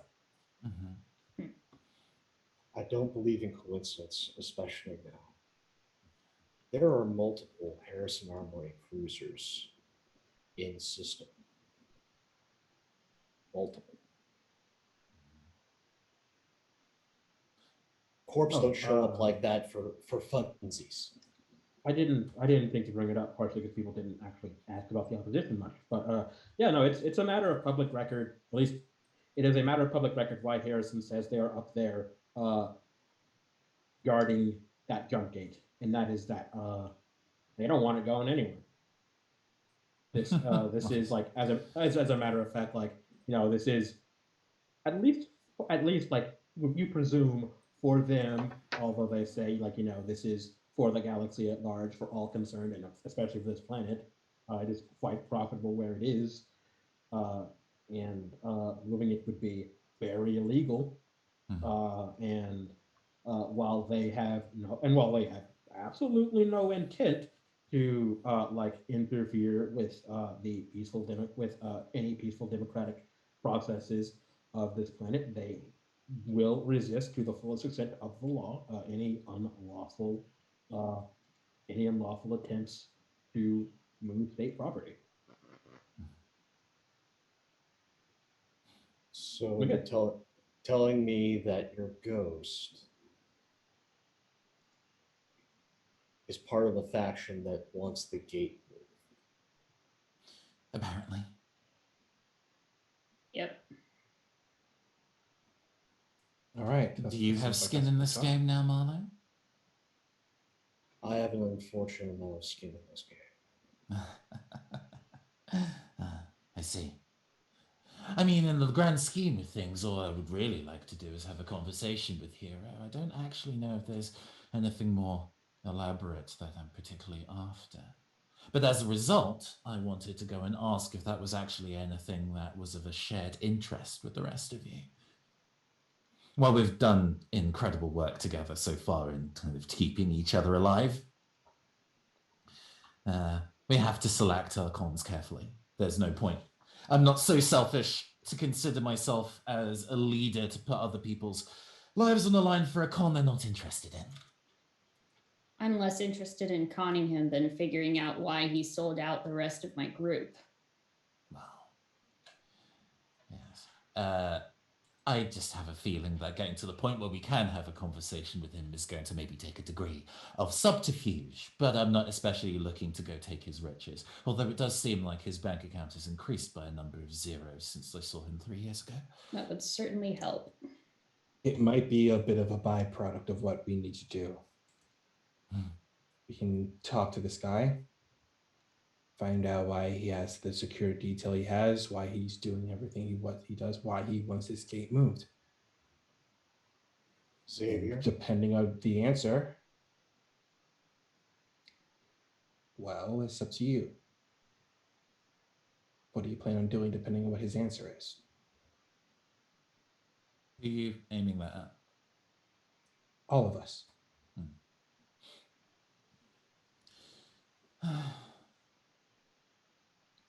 Honestly, I'm not entirely sure. For the most part, I just wanted to kind of confirm whether the syndicate was still in operation and whether they would be hiring somebody that they cut from the group last time, or if I have to go and start a group of confidence men and women and confidence non-binaries of my own. But still, you go where the work is, right? But that's just me.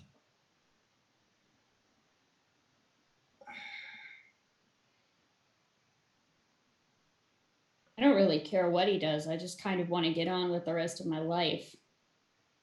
Without a fear of the sword of Damocles dropping. Mm-hmm. Mm-hmm.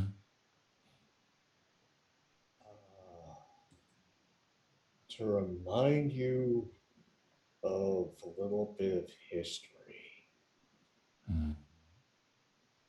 The Endeavor, the carrier I blew up,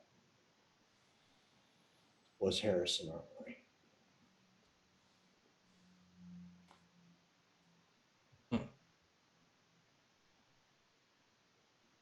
Okay. Well, I'm gonna see, does anybody like happen to think oddly about searching Marlo's name to see what comes up? Have we, any of us, bothered searching Marlo? Why would I be interested in doing so? Yeah, we wouldn't be interested in it. Yeah, because Marlo, we trust our hacker boy. Yeah, we've Marlo, been. have you looked yourself? Marlo, have you looked yourself up? Just to see, like, what has been happening since you definitely got out of prison? Oh yeah, that was part of the handshake back when we were getting close to the vessel. There's been a number for your head, like that are alive. It's not a huge issue to Harrison so much as, like, the message. It's been steadily going up. Like, as far as you can tell, they don't seem to know where you are because it hasn't like spiked relative to like anything you've done recently, like, since. But it's been going up. Like, you could you could retire a couple generations on what Harrison would pay. Yeah. To know to not even to know where you are, to have you in hand.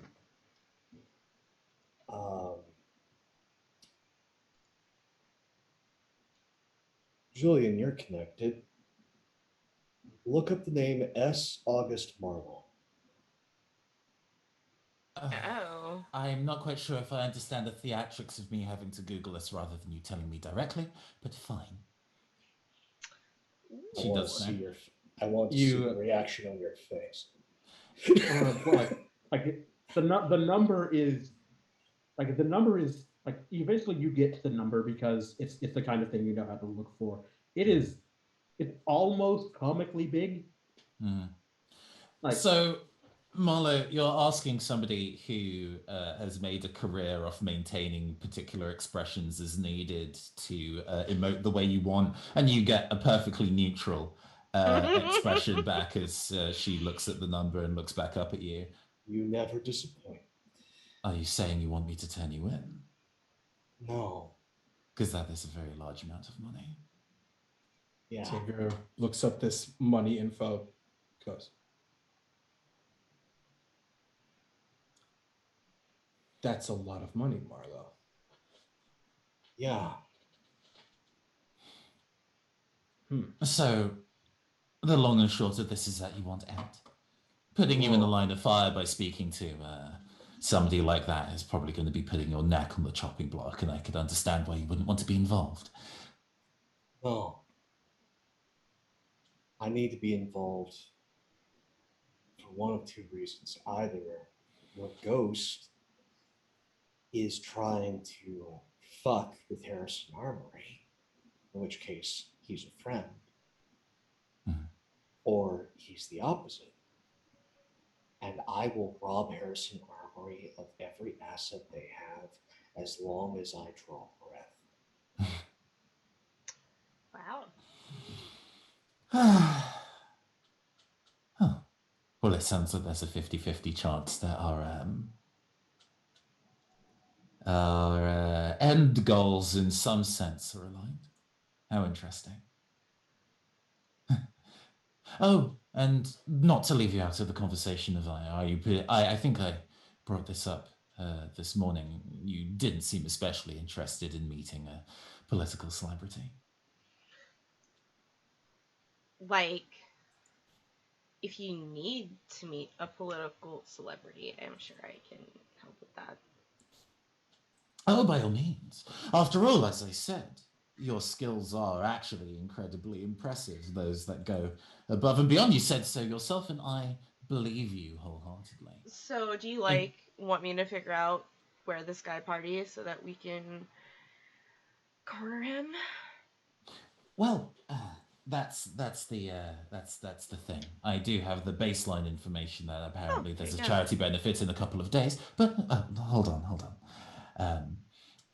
Finding him sooner than that would definitely be an asset to us all. But I'm genuinely asking you, Nevaeh Riso, are you personally interested in being in? When it comes to working with people in a con ring, and I'm sure it's true for working in assassination organizations, Ari, and it's exactly the same for gang organizations, Xavier, that when you're in the crew, well, you'll do pretty much everything to kind of keep the people that you're working with alive. But, this isn't a death pact. If you don't want to be in the crew, we're not going to make you put your life on the line. There's like a long pause from Nevaeh, and she'll go, I could probably go anywhere that I want and be fine. But I want to stay here. I would say that would be more interesting than the alternative. I've just done everything else. Julian nods yeah, that's pretty much what she said. Okay, well, at the very least, I promise you as much excitement as we can bring. And if it does come to the fact that somebody wants to try and do something about a selfie or two, I will use whatever subterfuge, manipulation, and thievery I have in the book to make them wish that they hadn't decided on doing so. And in contrast to the poker face that she gave Marlo in looking up the figure on his head, the smile that she gives you is actually very, very genuine. The same kind of thrill of the con that you saw in previous instances upon being able to kind of escape prison. She lives for her job. And that includes living for the people that are her work colleagues, as it were. Sorry. That was a vowel yawn.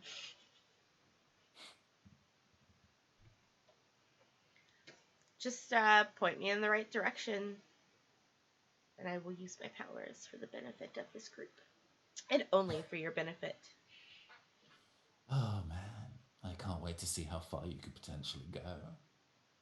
I suppose if we need to go and replace his political agenda, if you feel like running a small militia, the job opportunity might be open at the end of what we do. I mean, I could always just run for office too. Like that's the thing. Well, there is a bit of information I do know. My boss, my former boss, will be here in a couple of days. If my boss is here, going to be here in a couple of days, then obviously he's tightening his security for some reason in the next couple of days. Whatever that is, it may be the right time to approach him. That's probably when he'll be out in public. In the no coincidences kind of line of thought, does that couple of days line up with the charity benefit being in a couple of days? Yeah, just checking. Xavier, what corporate ties does your organization have? How much time do you have for me to tell you how many corporate ties our organization has? I just need the big names. Well, I would say that Xavier would name pretty much like the big four of whatever is like the big four corporate groups in this world. He would name them. Let's see here. Okay, so like Oh, relatively speaking, FedEx. like space X, space FedEx, space. Fuck. Whatever. We'll workshop it. Spedfex. There it is. There it is. North FedEx. Okay, Star. good. Solid. Yeah, like FedEx, and like then the next three, like the names for most of you, like the names don't mean much. Not off the top of the head, not off the top of the head, because it's a large galaxy. There's a lot of big corporations you'll probably never ever hear of because that's how it be. But Marlowe, Ariadne in particular, since it's been more relevant for you recently, two of those are distant subsidiaries of SSC. okay. This is making more sense now. But I have a feeling we're at cross purposes. Well, SSC are the ones that tried to kill Ari. SSC might be backing Hero. That would track. SSC is probably the ones who had hired my people. And SSC definitely has skin in the game of fucking with HA.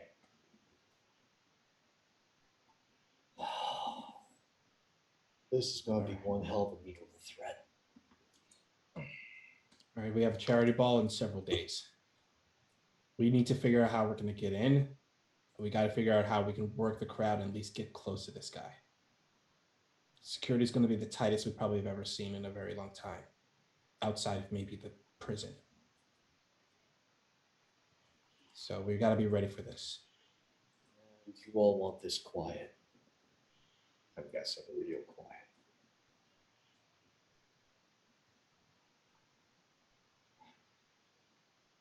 Okay, it's time you all meet Sam.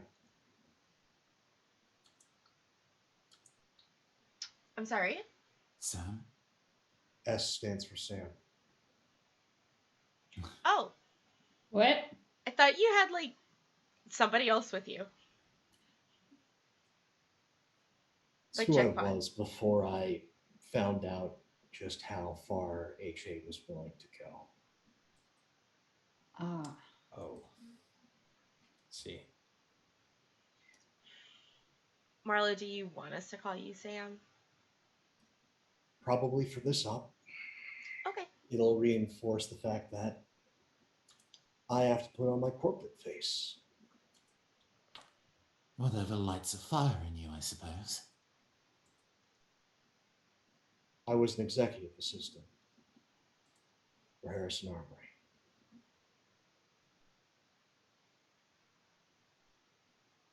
Huh. If that's the case, then And lest everybody forget, well, if that's Harrison the case, Armory is they're less so now, but they're the in some ways they're the corporate military arm of SecPom. They're brutal. They are more. They are some would allege excessively brutal, and the people stupid enough to do so in public, uh, if they're not sued into the ground, they are in the ground. Hmm. got it. Okay. And you think there's anybody at this shindig that's going to recognize you as such under your old persona? name- Is that going to be a problem for us? The old name's dead. Okay. Marlowe, I took as a moniker. S was just a way to keep a little bit of who I was.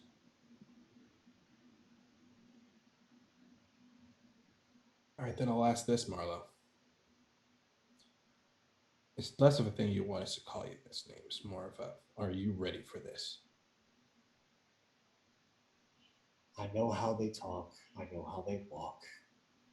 And if we're going to go quiet, I need to be that old guy. Okay. I That's the can't be case. I can't be this. Well, if that's the case, then Nevaeh, Julian, looks like you three are going to be working together to get us in and do what we need to do to talk to this guy. Myself and Ariadne will be on general security and just scanning the place for any kind of aggressive actions. And in case we does need to come to it, we'll either fight or get out of there.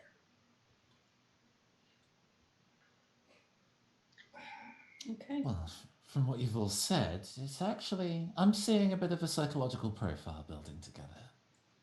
If not of Hero, of the corp that Sam worked for and how they like to operate on business. The general way that celebrities are supposed to be performing under these particular circumstances and tone.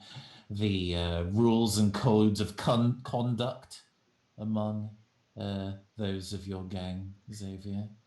And, well, the last remaining secrets, living secrets of the assassin ring that you work for, Ariadne. All of that is useful information in building up just exactly what buttons we need to push when and how hard.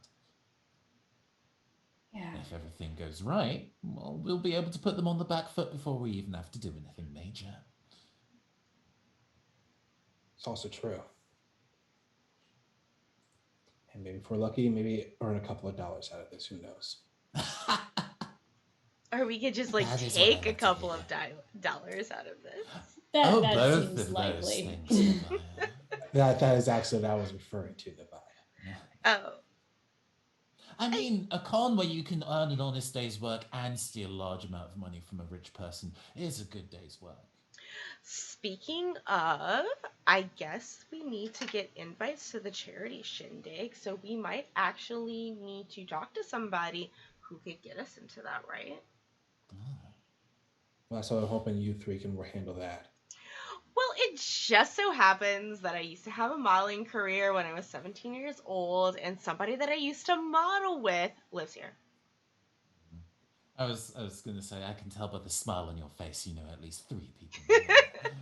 So if you would like for me to use my powers to contact this person and, see if she can get us in, I can do that. That'd be useful. Inspiring. Okay, so,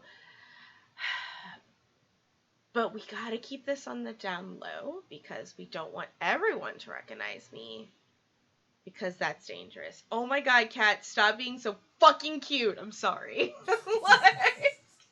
Like, thing meanwhile, is, that is- the cat noodle cat that got we brought inside the from ship. the The noodle noodles. cat's on the ship now. Yes. that is the most. That's such an Nevaeh thing right there in the middle of this talk. Just yell at a cat. But I was immersed. I was going for it. You should have kept on going. It's still kind of tottering. It's like it's still got its head like stuck in there. In the ginger. Oh, no, come on. Jason, don't. Biddies! Thank you. I feel like I just need to say it because I can't unsee it anymore. The cat needs to be named David so that Nevaeh can go, "Oh my god, David!" Oh my god, David! It is now canon. It is known. Ew! It is known. We have a cat named David now.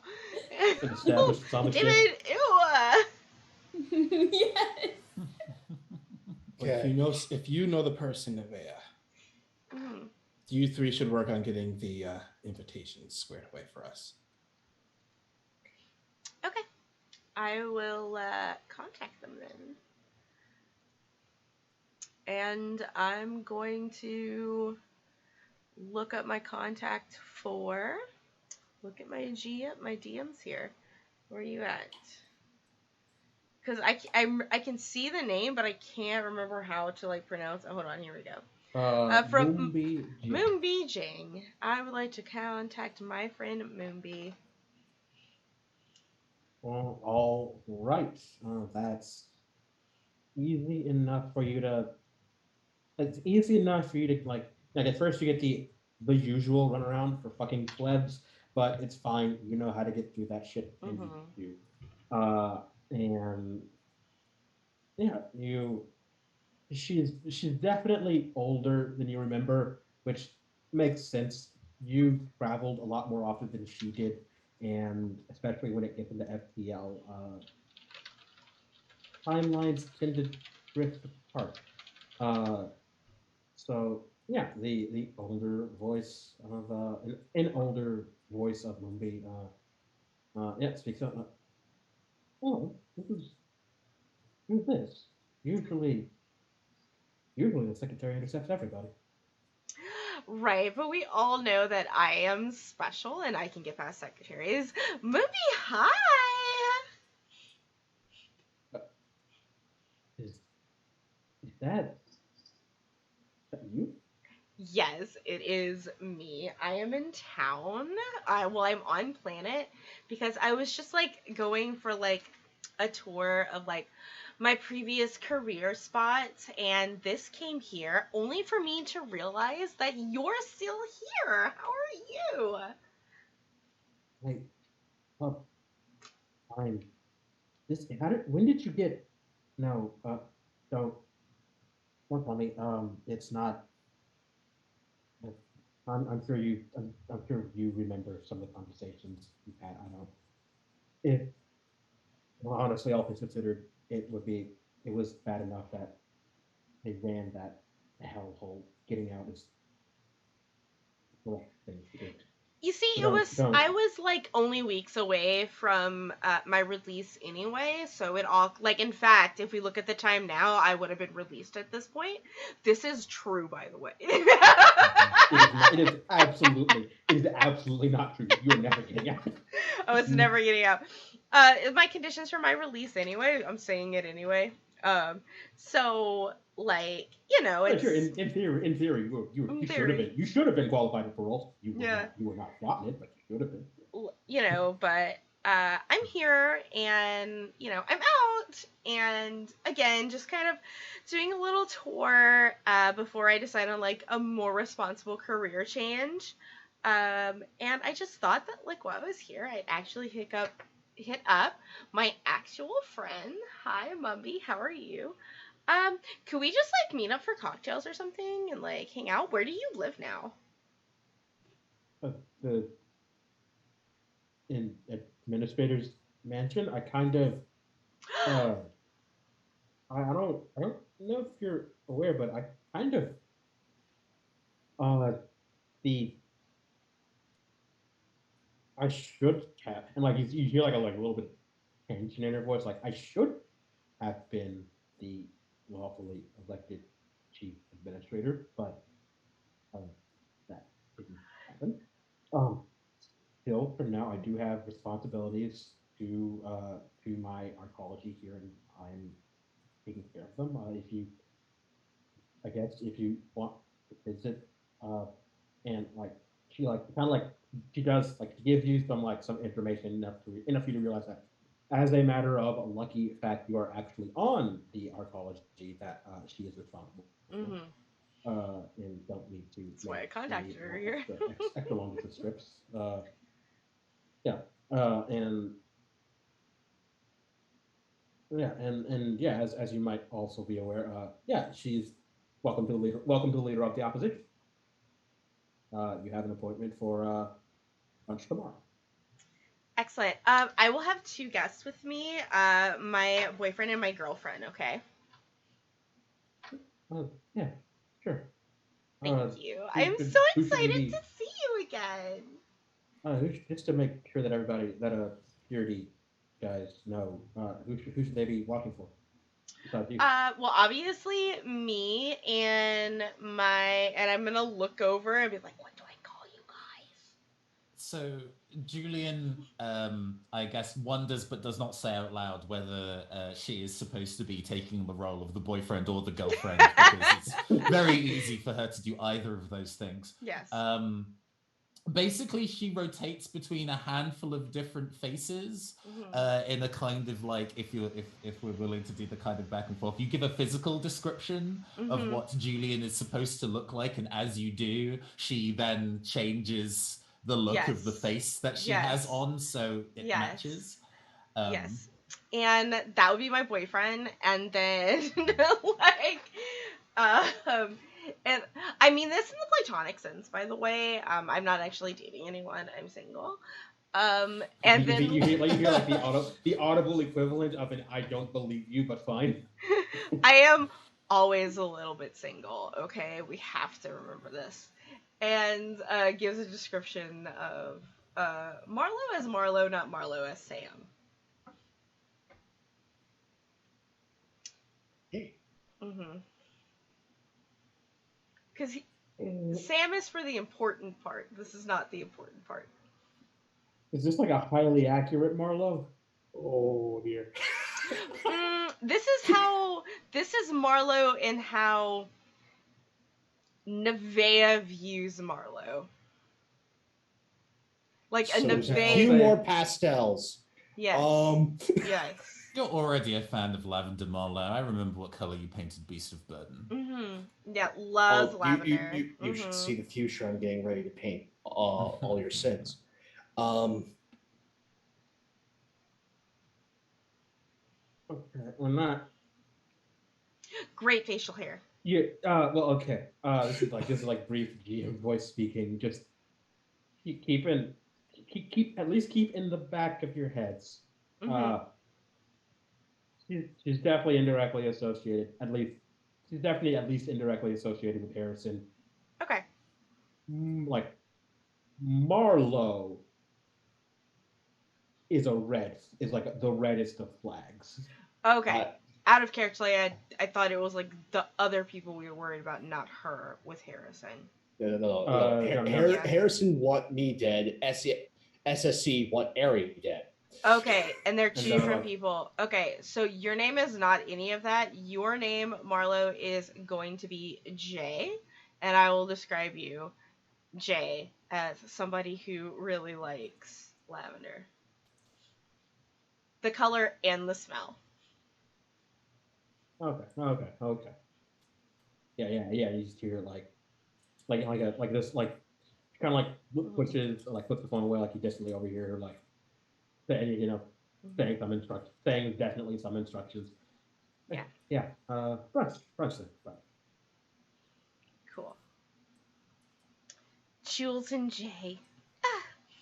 Anyway, yeah. So I've made some pretty good friends and everything, but still kind of on the lay low though. So could you just kind of keep it between ussies, if that's okay?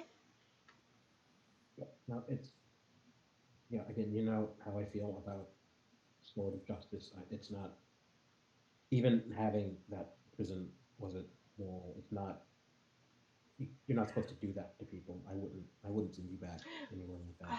It's not like it exists anymore, but thank you so much. I really appreciate it. All right, I'll see you for lunch. Thanks. Catch you up, and like hangs up. Like there's just like this amount of like physical tension that just like leaves Nevaeh's body through all of that. Just like Xavier, can I have another one of the shots, please? I'm not permitted to give you 2 more of these shots. You're only supposed to have 1. Even for someone with enhanced livers, 2 is too much. It's not an enhanced liver. It's a fake one. Exactly. You're Oh, only having 1 for now. And he gives her just a regular martini. okay, thank you. I feel like this shot is direct correlation to the mark of desperation, and thankfully, we have not reached that point just yet. Just yet. I like the Not just indirect yet. implication. This thing is so toxic. Like it is. It would actually like if he let you drink too much of that liver, like your artificial liver would corrode. Like, not only is it toxic to your soul, but it also erodes your esophagus if you drink too many of them in a short period of time. You got to be careful with that stuff. Can't push yourself with this stuff. Yeah. I guess my esophagus is the next thing I need to replace. So, how'd that go? Oh, we have a lunch date. Okay. So the charity dinner is in several days. So the lunch date is tomorrow, I'm guessing. Yeah, and so hopefully we will have enough pleasantries to where I can procure us charity tickets. I would also like to point out, if we're going to a charity ball, when we went shopping the other day, we did not get formal wear. I'm sure we can. Hit up the arcology, see what we can get, even if it's just fabric and spend time sewing. Yeah, I mean, if this is a very close together mishmash town, finding a fabric store, I think, is probably pretty part of the proceedings for that kind of space. Jules addresses Nevaeh. Well, my dear. Hi. Yes. Just so I know in advance of when we go and speak to your friend Mumbi, I just wanted to double check what gets under their skin. After all, people who are incredibly emotional are prone to not seeing the finer details in the background, and I have a feeling a distraction might be optimal for circumstances you understand. So very particularly what gets under Mumbi's skin. Mhm. One, hated the prison system. Just totally was not about It's the it. prison industrial complex. The prison, yep, did not like the prison industrial complex. Very into social justice. Really, really, really, really likes. Did I get a GM? No. Really likes. But if you're talking about like more of like the little personal things that gets under their skin, like their little annoyances. Oh yes, that would be When useful somebody detail. clips their fingernails in public. Yeah, that is pretty gross. I That is must admit. disgusting. Yeah. Or just like, even not even like clip, but if they just like clean under them, like with their other nail and just kind of flicks it to the side, like does not like that. I'm not quite sure if I'll be able to find a way to work that into our general conversation, but I will bear that in mind. Just get your nails dirty and like do this in front of their face. Blow it. Well, I'm sure this lunch date is going to be nothing if not entertaining. Right. I did at least buy cute lunch date clothes.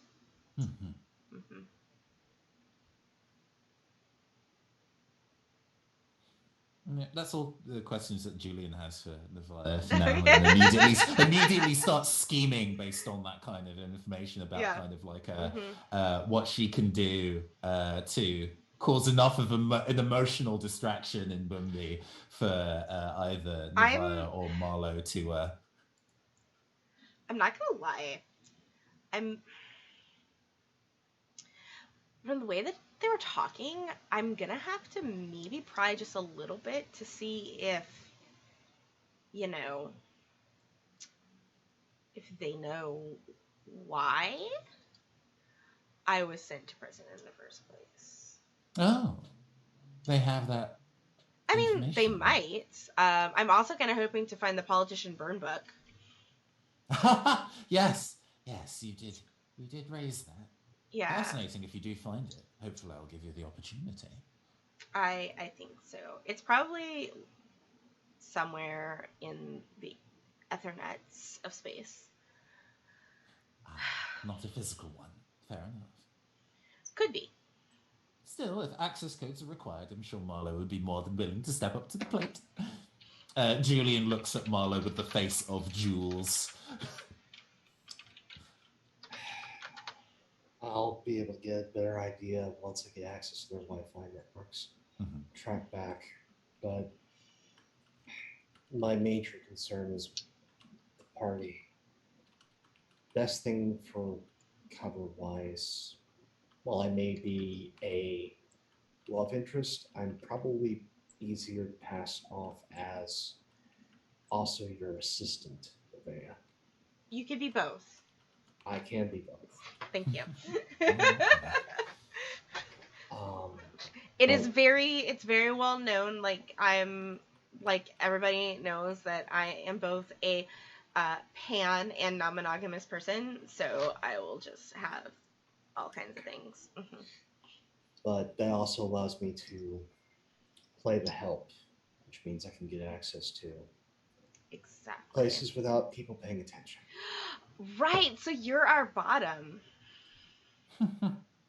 Sure. That's how I'm gonna translate that. Wally, are you okay?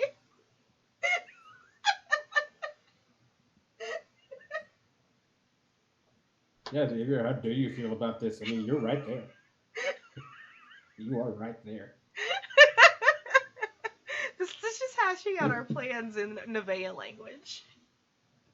I am just sitting there cleaning the glasses when Nevaeh says, "Oh, you're our bottom," Xavier just goes and goes back to cleaning glasses. Xavier, unless you know something about Marlowe that we don't. Thank you for that nugget of joy there, Marlo. I didn't expect to get that close and intimate with you and learn this much about you. I mean, I'm relatively an open book to you all. You just don't ask questions. That's fair. Well, we have a couple of days until this charity starts. We have a lot of things to prepare for.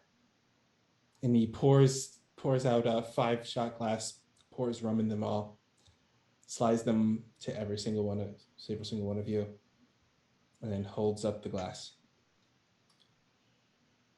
So let's do what we do, like best thing we always do. To dismantling fascism! And not getting killed. Shit. Sorry. Not getting killed. Don't put alcohol.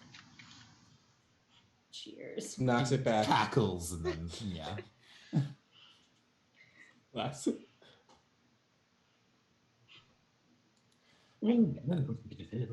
But okay, I think we've got enough time to at least get to this conversation, to at least get to this stage here. Does anybody have anything that they would like? Oh, rather, Ariadne and Xavier, do you have anything like that you would want to be doing the day of before we get there, just in case we knock that out? No, there isn't, because the only thing he's gonna have to prepare for is just making sure that he's ready to see his boss in a couple of days. That's it. Yeah, same. I mean, really all that she's doing is making sure that we're very well armed discreetly. Mm-hmm. So yeah, I mean, like between what I have, like just in my pilot's inventory and what we would be able to access, I'm sure it's not, gonna be super difficult. Well, unless you want to bring in like I just want to bring in like a sniper rifle, in which case No, nothing that conspicuous. Basically just things that are small, inconspicuous, but really well made, really well put together, like her gear, so that it doesn't break, jam, otherwise malfunction when you need it, because I don't know. I've just got a really bad feeling that we're heading into close quarters with, again, all jokes aside, 50% of the people who could kill me, and I wouldn't know about it until it was too late. I'm not feeling great about this, so I'm not going in anything less than fully clothed with guns. And also a garrote, just in case. That's Um,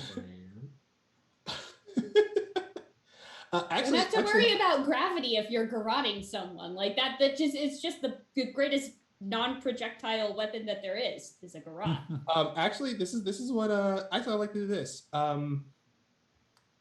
Xavier will come upon Ariadne when they're doing all of this, like going through all of these unnecessary amount of weapons. Yes. And kind of leaves the door for him, just watching them. He goes, "Do you really need all of that piano wire?" Why, do you want some? No, I don't need it. It's just, seeing you being very excessive with everything you're packing for this. I mean, I don't need it, but it's better to be over-prepared for something like this than under-prepared, right? Right, but you do realize we're going undercover at a charity ball. So which one of these would you suggest that I remove then? Okay, I need this. Like you see like Xavier's face, like it's like his normal face, but like you cut inside of his brain, like, this is a loaded question.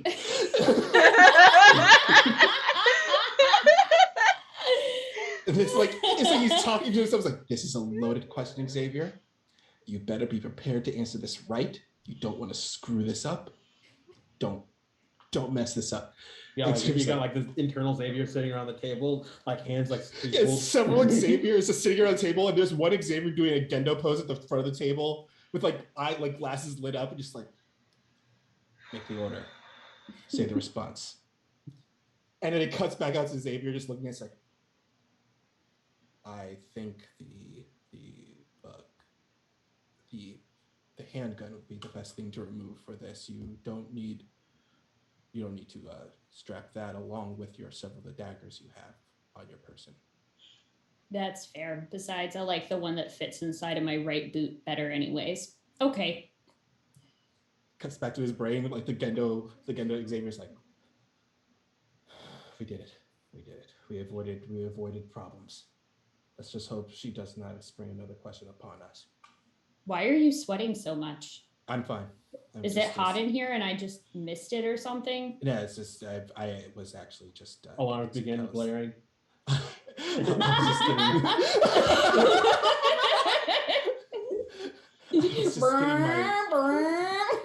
was getting my calisthenics in earlier. That's why I'm sweating. It's also, stress of the upcoming job it's getting to me a bit, I suppose. When he says the stress is getting to me a little bit, she just sort of like stands up from where she's been like, imagine a small child playing with Legos, but just weapons spread around in various different configurations and things on the floor. And she just gets up and is like, don't worry, we got this. And just gives him a squeeze on the shoulder.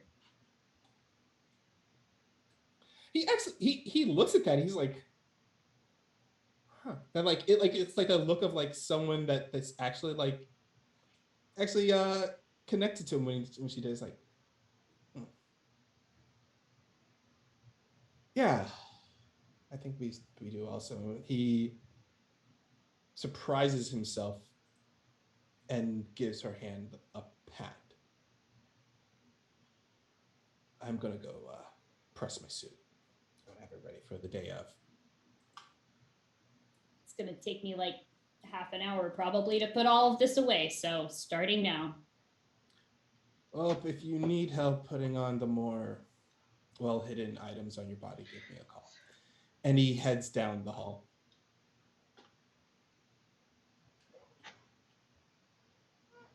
All right. I think it's about some time passes. Y'all get yourself a good night's sleep there. And soon enough, it's about time for brunch. Yeah, you come up on uh, it. It might be a mansion, but like this is an arcology density. It's kind of taken for granted. Like they are afforded more space here, and the space they and it is very well appointed, somewhat luxurious space, but it's not that far away from everything. It's Mm-hmm. not that much like there's not that much extra travel to get out and get in. You are, of course, you all match up, so you're all weighed through sufficiently, and eventually you wind up very nice, kind of miniature coffee shop. Sitting across from you is what we might now call like an Afro-Asian woman, uh, in her in her late middle age, but in her space augmented late middle age, she's doing very well for herself. She's probably got, unless living happens to become particularly hard, she could probably easily do another century before it's her time to go.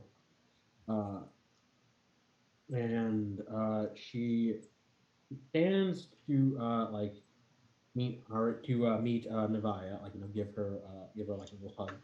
Oh, Uh, it's so nice to see you. Thank you for seeing me. of course, Mm-hmm. and remind me out of character. It was Jules, Jules yes, it's a pleasure to and meet you. And Jay. Jay. Jay. yeah, Jules and Jay. Um, let's see here. Just to double check, when you say kind of like, space augmented anti aging, um, it's like you could easily live 2 centuries. Is that what we're kind of talking about here? Or is it more like,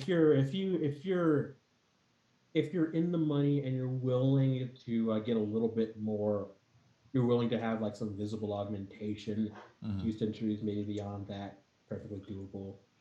If you're if you're in the money, but you just want to like slow the aging process as much as you can, et cetera, et cetera, and pop out somewhere around a century and a half. okay, yeah, perfect. Yeah, Yes, I'm Jules. It's a pleasure to meet you. Goodness me, I love the work that you've had done. You don't look a day over 85. thank you. Well, I do work for it, and it's nice to be appreciated. You should have Uh, seen her in our modeling time. Like she, oh, I am sure oh, she's still just modeling. I. Well, she is so much more important now because, like, let's be real. Like, modeling is fun, but it's not that important. You are so important right now. Like, I am so impressed. I work for it. It's hard. Definitely, I can see some of those look lines right there. So anyway, hi, and I believe there's just like this genuine, I imagine that this goes on just a very, very, um, very small talky kind of thing. I will mention that I did start the new prison chic line, that everyone is into.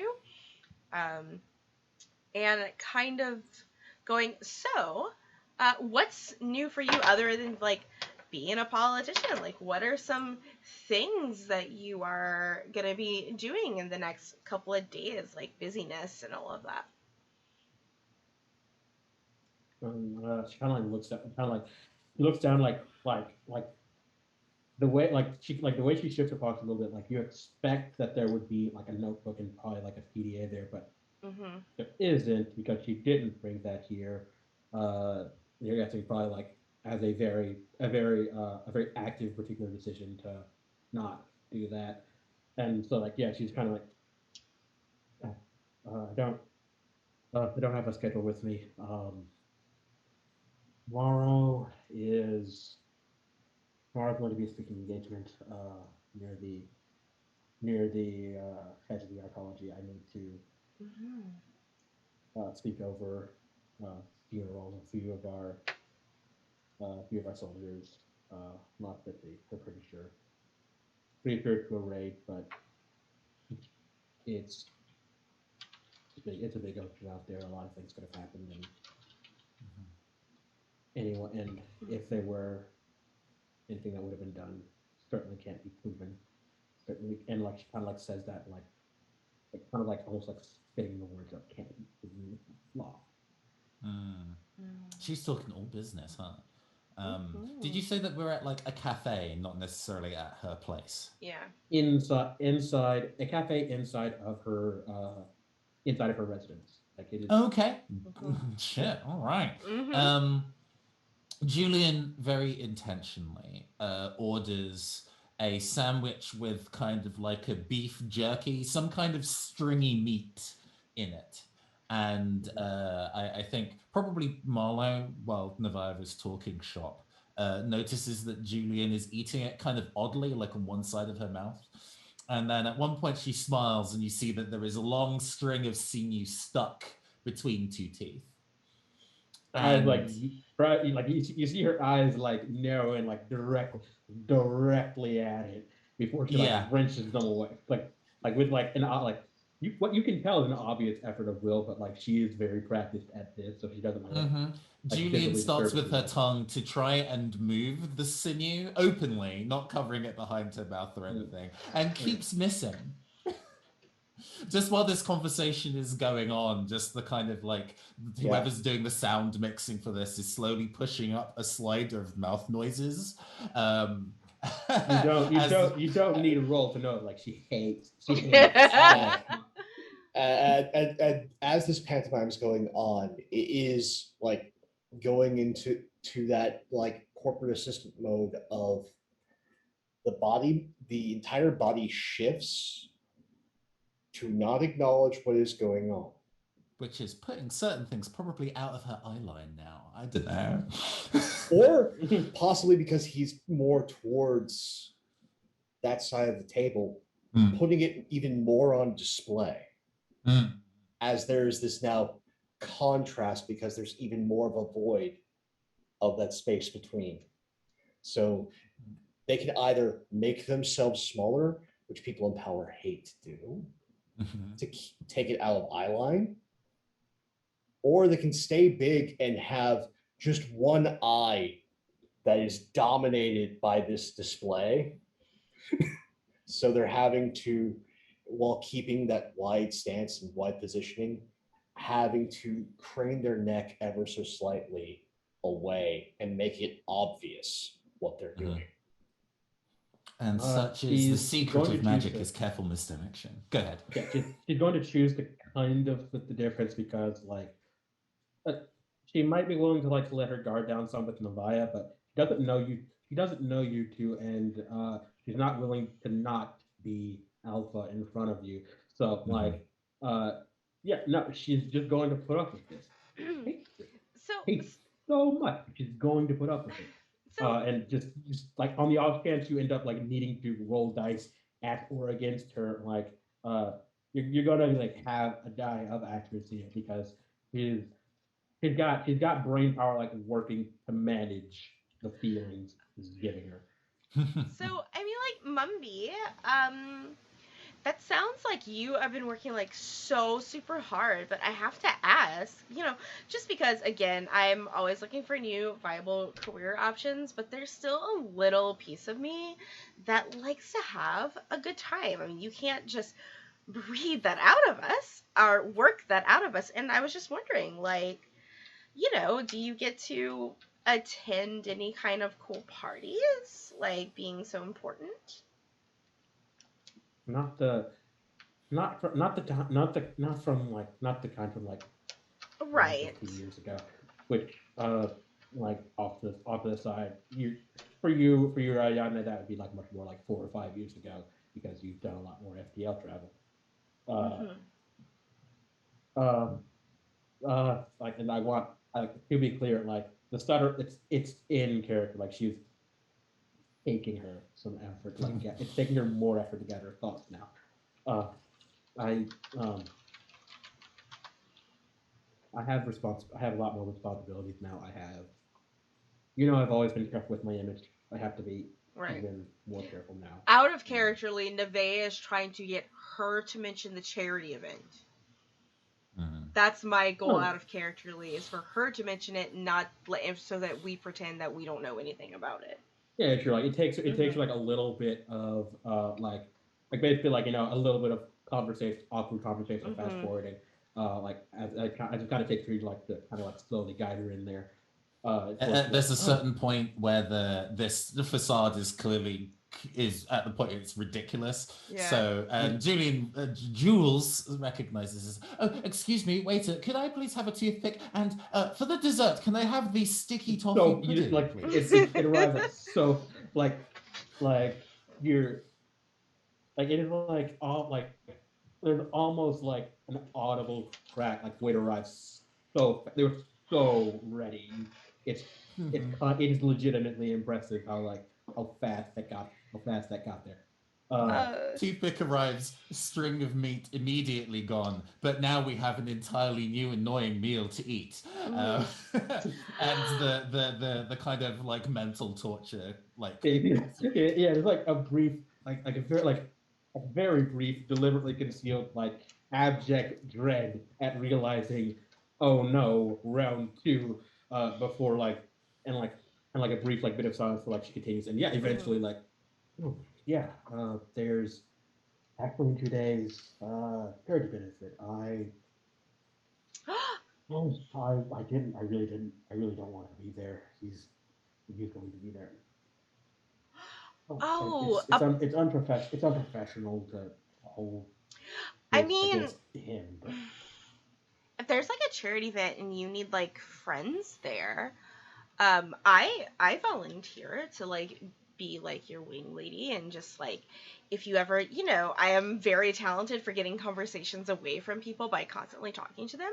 So if you like want some help, and I could attend if a charity event maybe with you. yeah, all right, let's make that a roll. Like just to persuade her enough that Yeah, like I mean, I'm gonna if use if one of you my think about auto crit successes for this. Like they're okay, there. okay. With that, I don't get to say that she categorically refuses to allow Jules in. How dare you?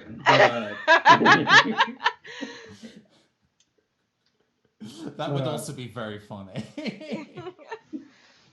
But fair, very fair. yeah, but yeah.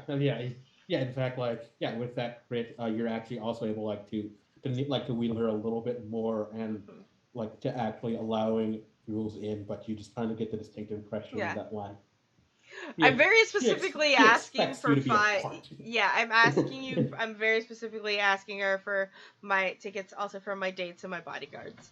So. Sure. Like yeah, you are able to acquire them.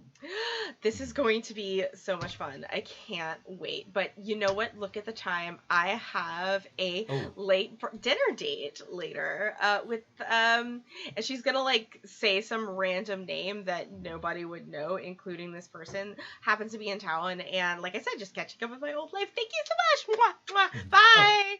To have a brief interject, because I didn't want to interrupt you. Sorry. Go ahead.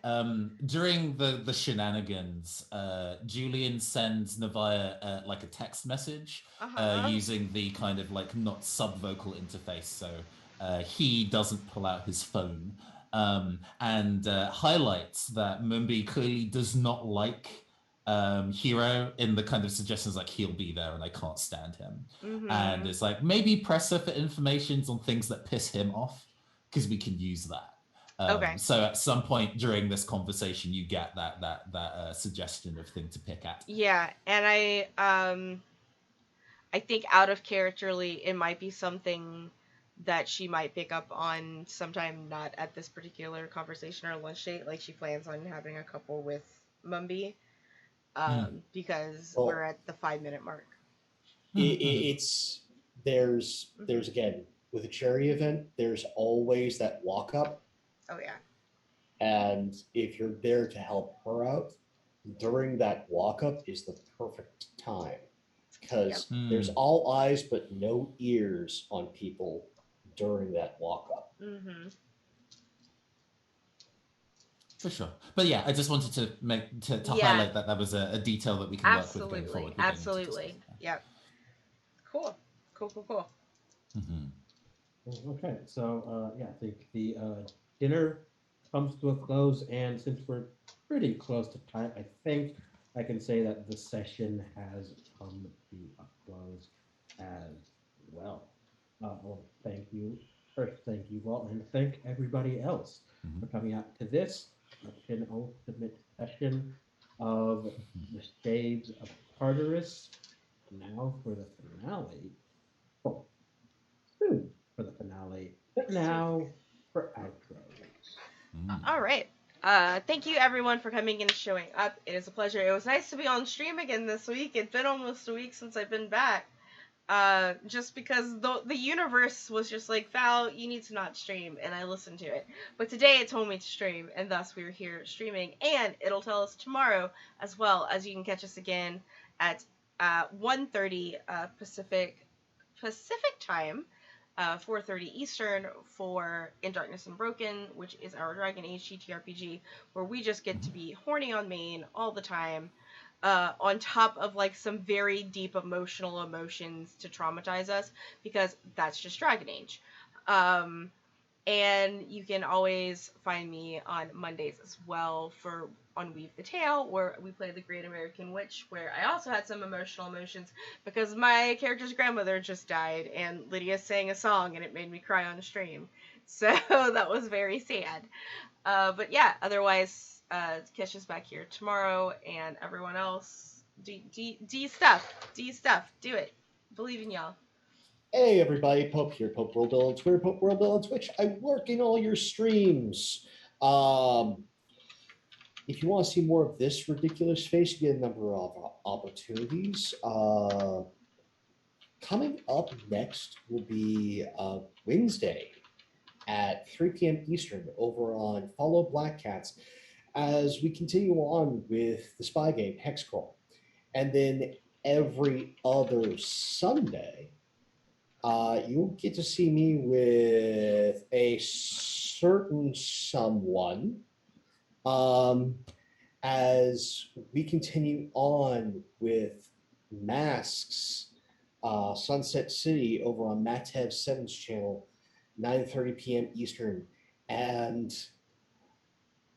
so the sudden but inevitable betrayal of Loki happened. Tune in to the ramifications of that. Otherwise, thank you all so much for being here and come back here every Friday to see what happens next. Like I am totally with Anna. We are doomed, but I'm here to play it out. Yes. uh, and thank you all so much whether you're watching live, VOD, YouTube. A story is nothing without an audience. So thank you all so much for being a part of this. Take care and see you all very soon. What's up, y'all? It's me, Wally, your favorite non-binary slime best friend on the internet that will help you move if given pineapple soda. I always say orange soda. This time it's pineapple soda. I love pineapple soda. Like pineapple soda is such a treasure from my childhood that is delicious. Give me pineapple soda. I will help you move. Next time you can see me. When is the next time you can see me? Oh, you can see me over at One Shot Wednesday over Conomicon. We're playing a very, very special game. This game is very, very special. It is made by the creator of Monster of the Week. But the thing is about this game is it is a game based on every single heavy metal, like thematic, like symphonic storytelling heavy metal album you have ever listened to in your entire life. And I'm going to be in it along with this delightful person that is next in the up next nearby me in the chain of people is also going to be in it. We're playing very unconventional characters. We're not going to say what we're playing, but we're playing very unconventional characters. So you have to tune in over Conomicon at 7 p.m. Sunday to check that out because oh boy, it's going to be a thing. Then once again, you can find me back over at Conomicon over at Monday for some Monster of the Week with once again the most delightful co-host I could ever have on a show sitting there right above me. I'm going to say this, yeah, this is a very 18 and above Monster of the Week game. It is after what happened recently. Yeah, mature content. So if you want to see some of that good Monster of the Week content that is a bit too spicy, tune in, check that out. And then over then, once again, I am back over at Weave the Tale on Wednesdays for some Black Void someone at the same. I don't know who they are. I don't know who the fuck they are. The name escapes me. But no, I'm sorry. I am with my delightful friend Anna playing some Black Void. This is our climactic episode. This is the climax episode. This is the climax episode before the finale. So this is big. We made a big discovery that put a big twist in the story. So come check that out. It's a lot of fun and it's gonna be a blast. And I am back here next Friday for the finale of Shades of Tartarus. Can't wait to see you guys there. I love it going after Wally when I do outros because I'm just like, and all of this is also stuff that I do. So yeah, hey everybody, I'm Anna. I'm at Nymeria941 pretty much everywhere on the internet. Here on Twitch, I'm Nymeria Streams. I play a lot of games with a strong narrative heart and sit around and talk about how we feel about said games, and sometimes we just boop little virtual cats on the nose and talk about what it's like living under late stage capitalism. So if you're into that stuff, come follow me on Twitch. Like Wally said, we are going to be playing together in Heavy Metal Aeons this Sunday night for One Shot Sunday on Colonomicon's channel. Make sure that you don't miss this one. We will have a VOD and a YouTube video up of it, but this right now is the only place where you can watch an actual play of this game. So we are not only the first group to get to stream this, we are currently the only group that gets to stream this. And if that weren't enough, I am playing, well, you already said we can't tell them who we are, but I'll give you a little bit of a hint. I'm playing a character that is not human, not even humanoid, what could most accurately be described as an object head, maybe. That's the That's the best way to best describe it. description I can come up with without completely giving it away. And there will be cosplay to go with it. So if you want to find out, that's when you can. Then yeah, we got Monster of the Week on Monday, also on Colonomicon. Black Void on Wednesday on Weave the Tale, and then IGM a Game of Parslings on Thursdays on Weave the Tale at 6 p.m. Eastern Time. This again is our penultimate episode for this season, and we have something special cooked up for this one because my players created a D&D party that their characters had played in back in the day when they were all childhood friends in high school, and we are going to be having our D&D episode as our penultimate episode for the show. So it's going to be super meta, going to be a lot of fun. We're using the Parslings rules to play some high fantasy TTRPGs within a TTRPG. I'm really excited for it. Definitely will not want to miss that one. And I think that's everything. Friday, be right back here, and we'll see how this story ends. Hi, hello. I am once again and will always be your androgynous android game show host from the future, Nathan Blades. Thank you so much again for having me on this stream. We always do these streams like after I do a big live streamed project, and so like highlighting it and ends up being in retrospect. But last Saturday, I streamed the Net Battlers session. I'd spent an entire month preparing Galaxy Galleria, a vaporwave inspired romp where three preteens explore a mall in search of debunking ghost stories. It was really fucking good, and you can see it still on VODs on my Twitch channel, The Neon Caster. Go watch that shit. Tomorrow I will probably be doing. I decided earlier today that I'll be doing a guerrilla stream tomorrow of makeup get ready of me, and then a couple hours of Monster Hunter Rise. So like, yeah, if you want to hang out tomorrow lunchtime. In British lunchtime, so that's probably too early for the Americans watching this. I'll be doing that. Otherwise, that's kind of it. Hell yeah. I kind of don't really schedule any of my stuff and I stream whenever the fuck I want. Nice. That's me. I'll remember to unmute myself. And finally, it is I, Obadiah, at Justin Dyson on Twitter, on Twitch at twitch.tv/Nowbe, where perhaps one fine day you might be able to catch me streaming some action games. But if you absolutely need to see me again, come by this channel, twitch.tv/Valdrianth. on Wednesdays at right around, I'll say, 8 p.m. Central Standard Time for some Revenge of the Gift, where I will be playing Hung, who's the half drow warden extraordinaire and absolutely categorically unconvicted criminal. See you True. then. All right. And with that, everyone, we're going to say hello over to Raven. They are playing some Monster of the Week over at their channel. So, everyone, wave. Bye. See you later. OBS, what are you doing? All right, cool.